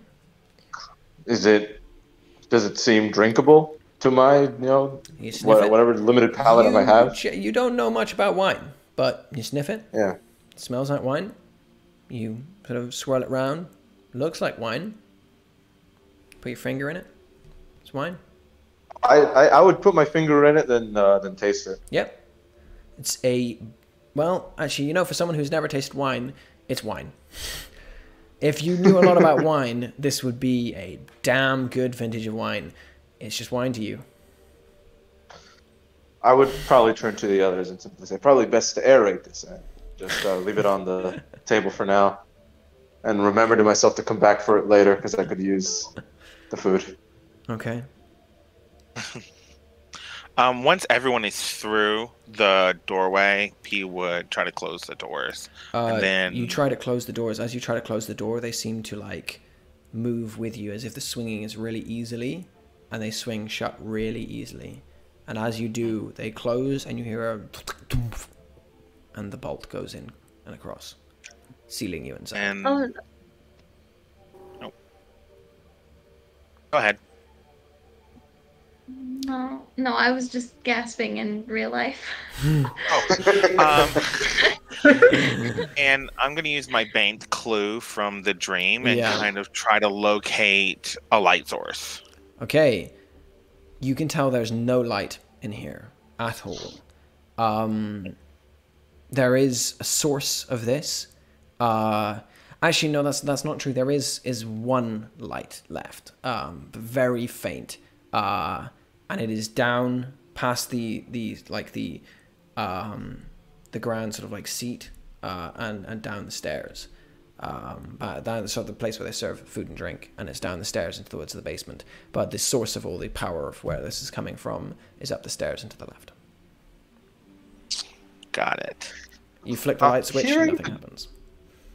Hearing the door suddenly get locked and swinging around to see somebody close the door and apparently locked it, in my mind, I'm going to suddenly suspect those around me and ask, Yeah.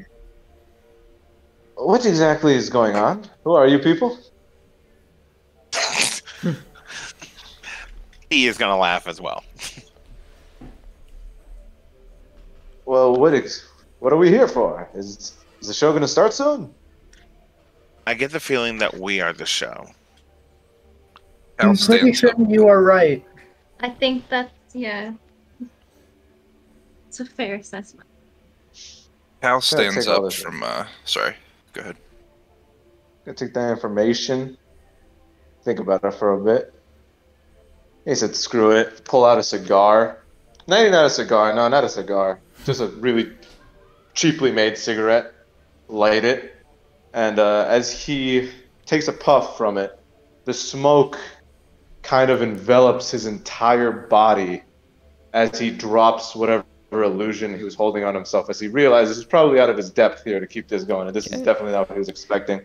And the smoke just kind of falls away from him, and now he is his old bum, just probably 40-year-old self, with a bum leg and really nasty hair and mustache, with a very shiny obsidian mirror hanging from his neck.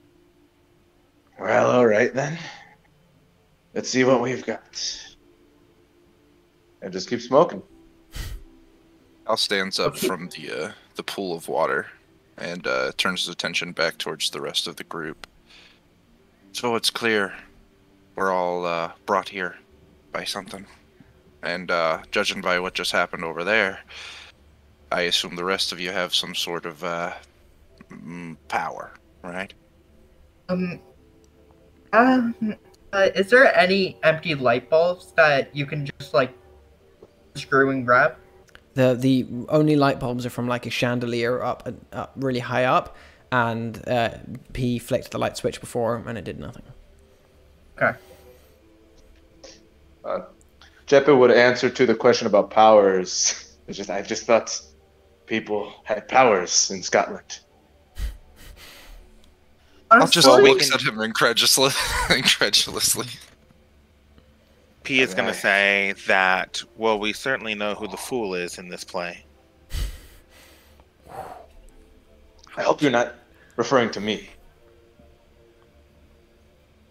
If the shoe fits. Because if you The were, name's P. you'd be absolutely right, P. He takes another puff. Call me Jeppe. My friends call me Jeppe. Chepe it is. I have a gift with music, but that's about all. Well then, we're in a theater. Play a tune. Okay. And so he's going to walk down, I would imagine, is the center, because you said there's staircases left and right. Staircase for the left upper, and right. and The then center seems to go down towards a pair of doors at the back. right. So I'm going to go down there and open them to see if the theater is equipped with a piano. You open the door to the cellar, and you immediately step back as you see a swirling wall of water is blocking that doorway. Just as if it's like swirling on the spot. It's coming round and round and round. Black water. Seeing that, he's going to hop back and turn, I would say, to the gentleman in a tuxedo. Maybe you should check this out. Well, the gentleman is no longer wearing He's no longer a tuxedo. Yeah. Oh, okay, He's sorry. dirty. You're back. Yeah, he looks Dirty like rags. He looks like a bum. Okay, now. apologies. Okay. And yes, to Chepe then, I would say maybe you should take a look at this. And I would approach forward and look at the swirling mass of water. It is just constantly churning, constantly in motion, black and dark and endless. That is quite interesting. Did you do this? Like I said, my gift is with music. Water isn't my field. He nods his head. Who was the one that was staring at water for a while? Cal kind of just like shifts his weight and walks down towards the two of you. What do you make of this? I think he looks at it for almost an awkward amount of time. There's not much I can tell from it other than it's not natural. It doesn't breathe the same air that we breathe. It doesn't exude the same essence that we breathe. It is not from or of the natural order of things, if that makes sense. It's water. Oh, I don't think so. He's going to turn to him and say, I did not know you knew the spirits. It's hard to tell what I know exactly. I just get feelings from nature, trees, the dirt, the winds, the waters. I don't know if it's spirits, but it's something like it. P's gonna smile to him and say, "It's the Orisha. I'm sure of it." What is your name? My name's Callum, actually. Nice to meet you. I think that we will have a bit of fun here soon, but perhaps we don't investigate this water further. Unnatural waters lead to unnatural fates. You see him visibly kind of shiver. Actually, there is one last thing I'd like to try. Can I find a stick? It's like a piece of wood that's like separate from everything else. So as you see that there's like a broken bit of wood on the ground, seeming to have fallen like from the roof or somewhere nearby. You reach for it and you see it's like damp and it's in a puddle. As you reach for it, the water rescinds away from it, and the water that's like damp and inside the log seem to like seep out of it all at once. You grab a perfectly dry log. You take that in your hand, you walk over to the wall, and you put it forwards, and part of you expects the water to like part in the way of it, as it just did on the ground, but your stick goes straight into the water. And at once you begin to watch, as it's in the water and the torrent swirling around it, it begins to decay. An atrophy. Atrophy. God, my brain, sorry. As it slowly, the wood breaks down, decays, and just turns into like dust and ash. You pull out the stick and you're left with one half of a stick that looks 60 years old, and one half of a stick that looks gone. That is a good thing, because I was going to try my finger first. Perhaps we let you follow and others lead. I'm not sure what path you might take us. Madam? And he kind of addresses Ben. Do you have other suggestions? I was actually just thinking maybe we should look up there, and I'm gonna gesture to where the light is coming from. So there's no light at the moment, there's just a door up there. Oh. But yeah, That's fine. The left staircase that it seems like all of the water has come from. That's where I would like to gesture. I will say I can detect its source from beyond that door. Whatever it might be could be dangerous. Best those skilled in these sort of things go forward. Cal, please. It seems that you should definitely lead us in this. And he puts a affirming hand on his shoulder with a smile that is nice, but obviously fake. He could just stand there for a second. Like, he did not want to go first into the waters that decay things. No, she gestured to the stairwell. To the stairwell. Yeah. But he doesn't want to go first into any situation that's going to be the source. Oh, that's fair. I'll go. I mean, I can go. No, Ben will gladly lead. Okay. That's fine. I also, don't. Apparently, there's one with a weapon. What was that? Apparently, I'm the only one with a weapon as well. You have a weapon showing? I would pull out a knife. Never mind, I just got one up. I mean, do you live in the Tomb District if you don't have a switchblade? You just brought a wrench to a knife fight. Hey, a wrench isn't terrible in a knife fight. Throw it, yeah. I would put the knife away. I was gonna say, when we look up the staircase, is there water actively coming down the stairs? It's like it's dribbling down there much more than it's coming from other places. And you can see the right staircase, there is still remnants of like red carpet on it. The left staircase, it's all been completely decayed away. Yeah, I'll start going up the stairs slowly. With each step you step up, the water parts around your foot. And you keep going. As I get up to the top, I'd like to investigate the door a little bit, but also, I kind of mostly am looking to see if, like, I guess I'm still, like, I know that the water is parting around our feet, but I guess I'm very concerned that if I were to open the door, that more water would just come out and, like, knock us over or something. Yeah. Give me an investigation. And I think I had one for this.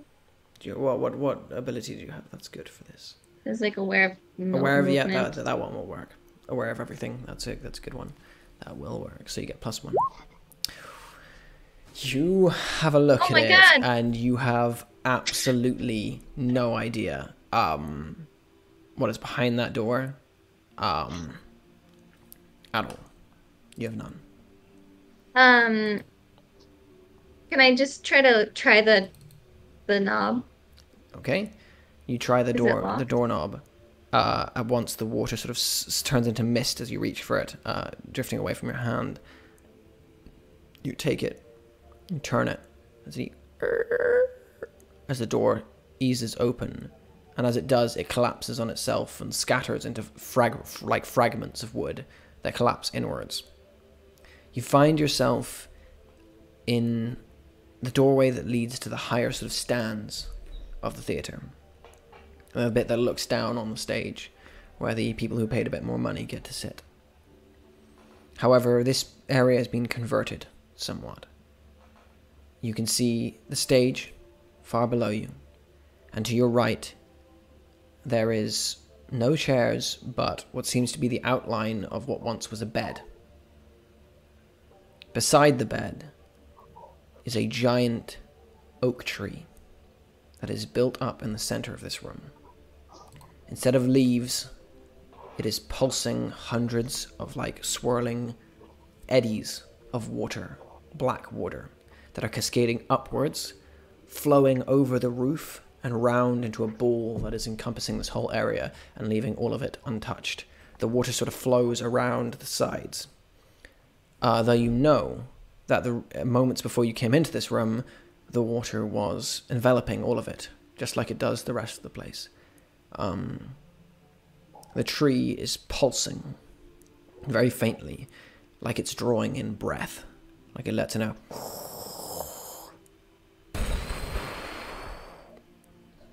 And outwards. Did we travel with her? Are we with her? Are you? It's up to you. Did you? I mean, I guess I would follow her Okay. if she was Anyone Bottom who of the followed, stairs. anyone who followed her, you can see as you sort of look around her shoulder, the same thing. I'm gonna gesture to, it's Callum, right? I'm gonna say, I thought you said this wasn't alive. Wasn't alive isn't necessarily the right term, I guess. Whatever this is it's wrong. It doesn't belong. It screams of unlife. There is a wet sound. There's a wet sound to the breathing as well. It sounds like someone's drawing in like a big lung full of water and then going and blowing it out again. But it does breathe. Not the same breath we breathe, but something else, I guess. It breathes water. You can see right there.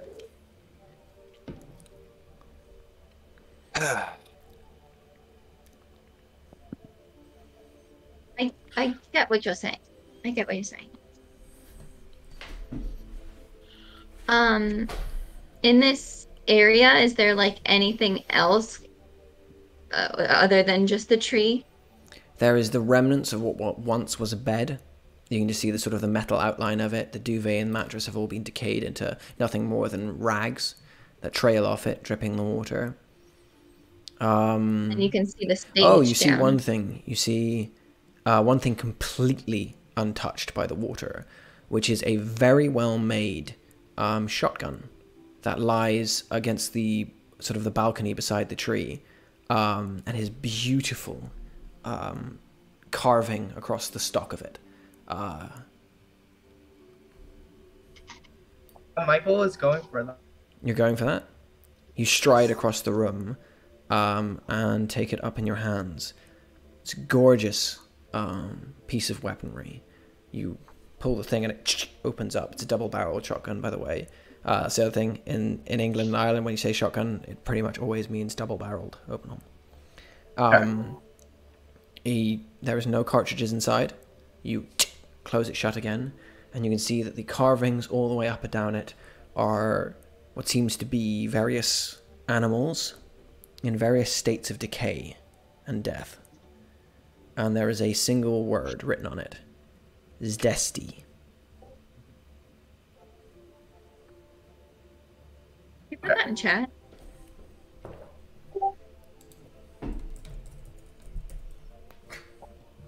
Thank you. Destin.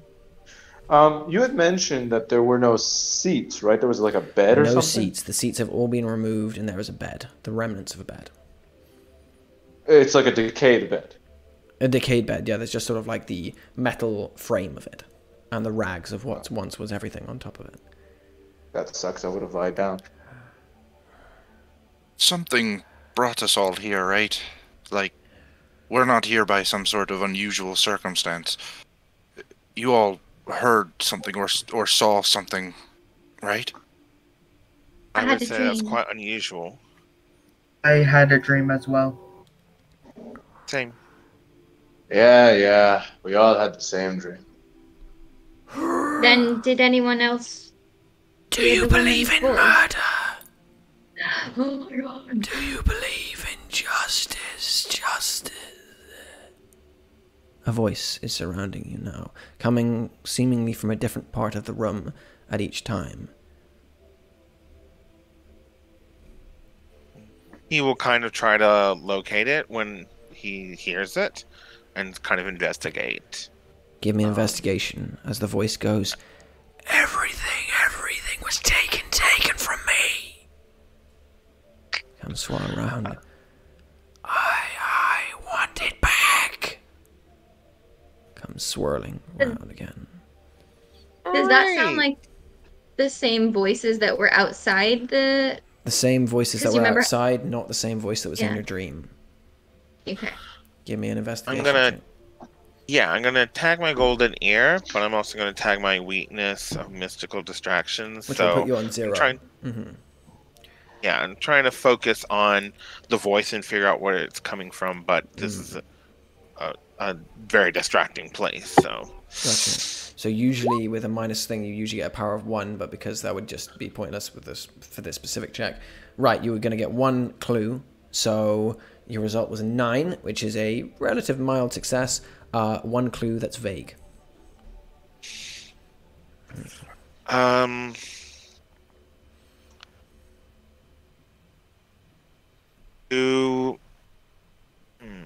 Do I feel like working with this voice is going to be detrimental to me, or we'll say detrimental or perhaps very positive? It's a very wide question. Okay. I will What say I no. Okay, yeah, give another. Yeah.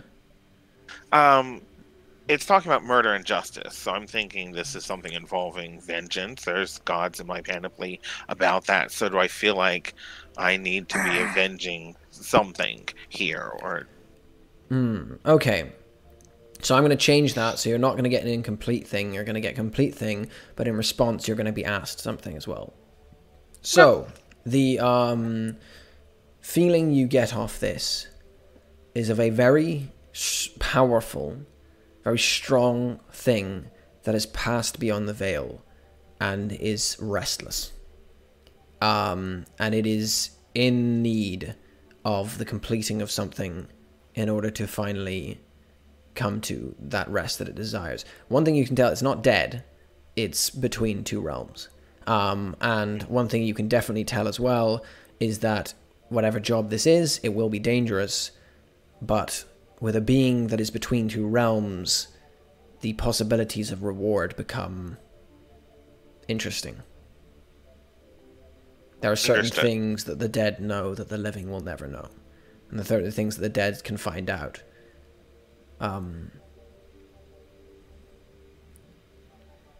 Understood. So what does it ask me? The question it is going to ask you is, it is going to want to know...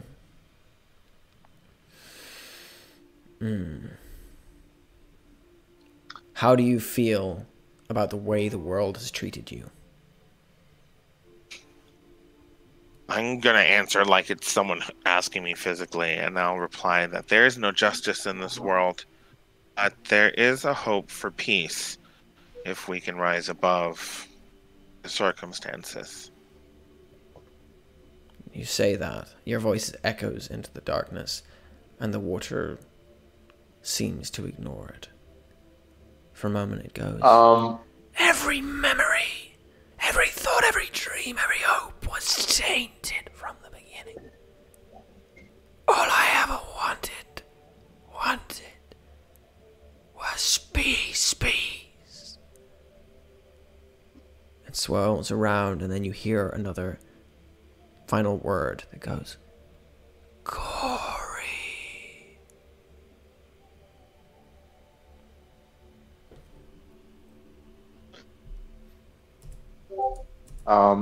So we wouldn't know the same things that he found out through that investigation. you right? wouldn't know that, no. You would just hear what he said. All right. So, Jeppe would probably call out and say, "Is this a job offering?"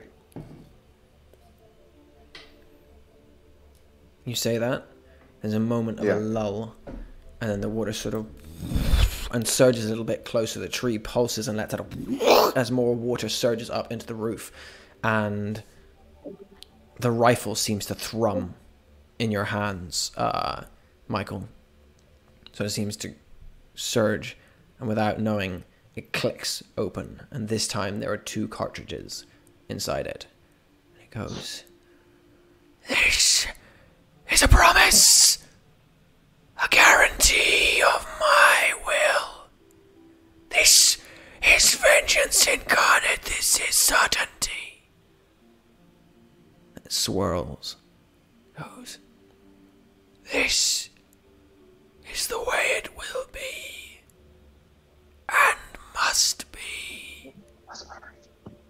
Or I will suffer it no longer.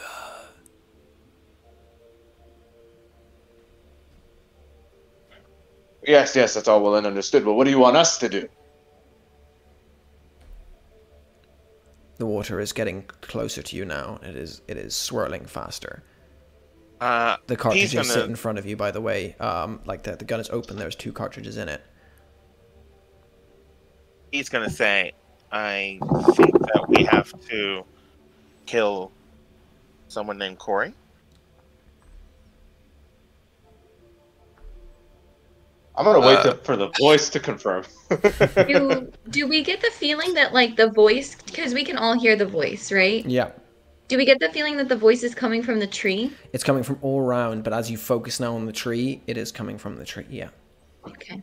It is like the voice brews in the tree, and then up, and with the water, it is then sent somewhere in the rest of the room. But yeah, so as a response to him saying like, Jeppe will ask, "Corey, is it then? Do we kill Corey?" Corey. I miss her. And it curls and curls and curls. And then, by the way, the cartridges are now vibrating softly in the gun. What is your name? The cartridge. You pick up the cartridge, you pick up the first one, and out of it drops something into your hand. You see a tiny piece of red ribbon. Do you take the second one? You take the second one, and as you pull it up and let it out, you see a tiny piece of what looks like to be a petal from a flower.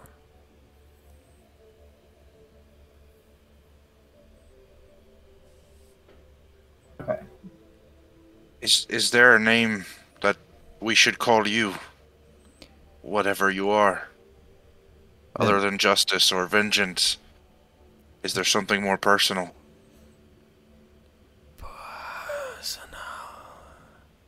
Swirls and it swirls and it goes. I am she who was taken. I am she who was denied. I am she who was miserable. And as it swirls one last time, it goes. I am Destiny. And I want vengeance. I think Cal's looking around the room, getting a read on everyone's face in reaction to the request of murder. And, you know, he's read a lot of people.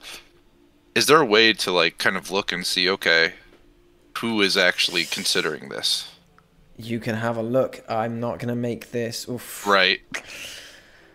I'm not going to make this a check, because this is too big of a Right. one. I'm just going to say you look over a group of people, and you're going to see that these people... How do you guys look at the moment? How does everyone look? Give me some faces. Give me some faces. I mean, Michael seems like he's considering it, since it's like this is actively like redemption.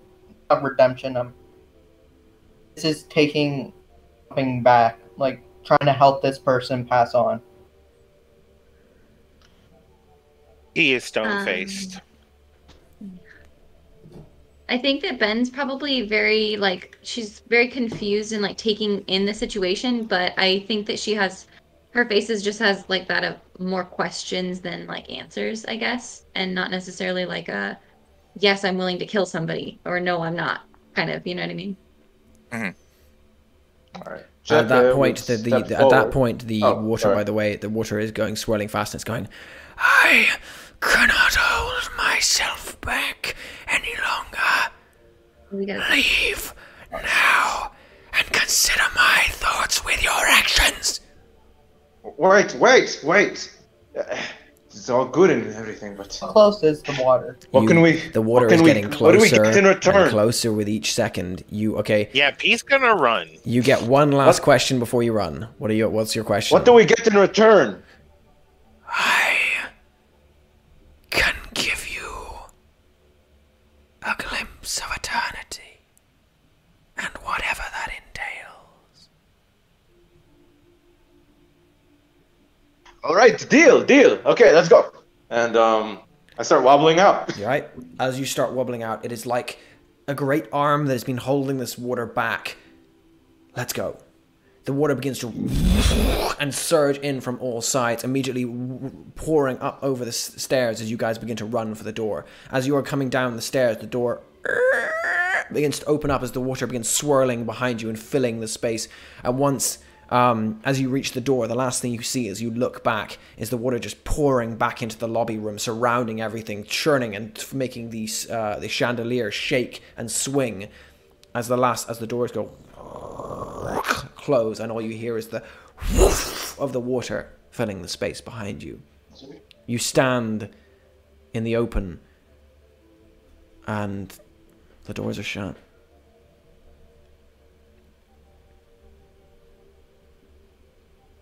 I think, Oh, oh, go ahead.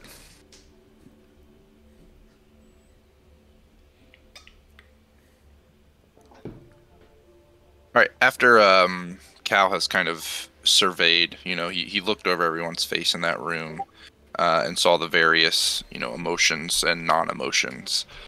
I think he's standing around with the rest of the crew, and he kind of just, like, waves his arm. All right, clearly, quite the event. I am going to leave. Oh shit, what So- was that? Sounded The like a train. As soon as he says, I am going in this fucking train. Just drives down the road and just like, excuse me, sorry. I am going to leave. I have plenty of other businesses to attend to, and I'm not entirely sure what it was that happened in that room. So, the four of you, have a good evening, but I'm out. And he starts shuffling away, kind of hurriedly. Well, more eternity for us, I guess. Who's the one with the gun? I have the gun. You know how to use that thing? No, but I know how to take it apart. Hand it over. He's giving the gun over. All right. So I don't really need a gun. Could I say, for the sake of this, knowing Chepe's past, that he knows how to handle a gun? This is a relatively simple gun to handle. I mean, do you have a background? Yeah, I would say with your background, you do know how to handle this to a degree. You're not a master with it. It's a very specific art, this shotgun shooting, but... fast. This is the All this right. is the type of shotgun that rich people use to shoot like birds when they go hunting. So it's like a very specific type of shotgun. It'll do the trick, I guess. So, we find this guy Corey, we put a few through his head, and we'll be done. It'll be all good. They want Perhaps. us to kill him. Her. Also, hold on. Okay. Okay, hold on. I don't think Corey is a person that we are to kill. I think that we're meant to find Corey and perhaps bring them to her. All I know is that we got a name, we got a shotgun, and we got shells. That's painting a pretty clear picture to me. But, In fairness, they were being pretty vague. I mean, she said specifically, Corey, I miss her. Yeah, That's a fair point. it was talking about vengeance.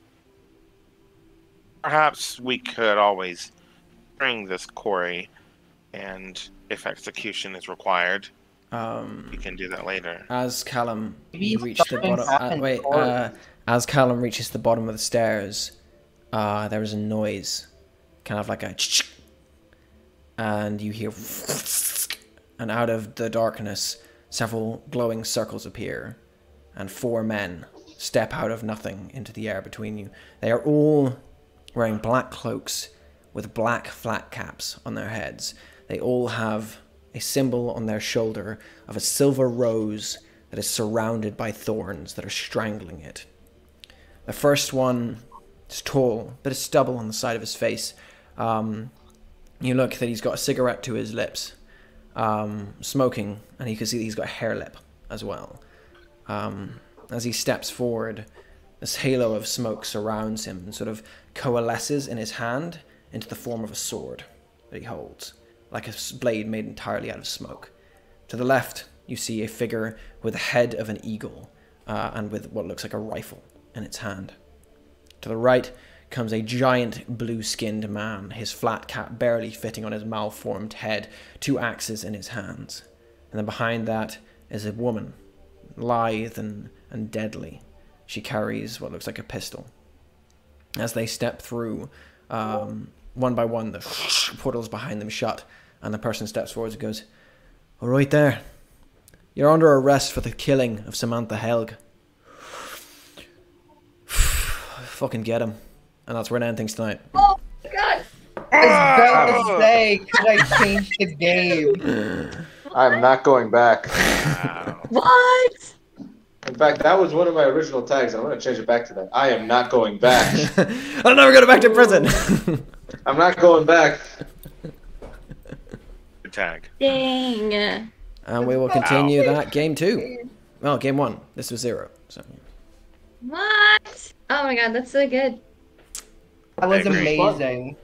This was fun, yeah. Nice. Yeah.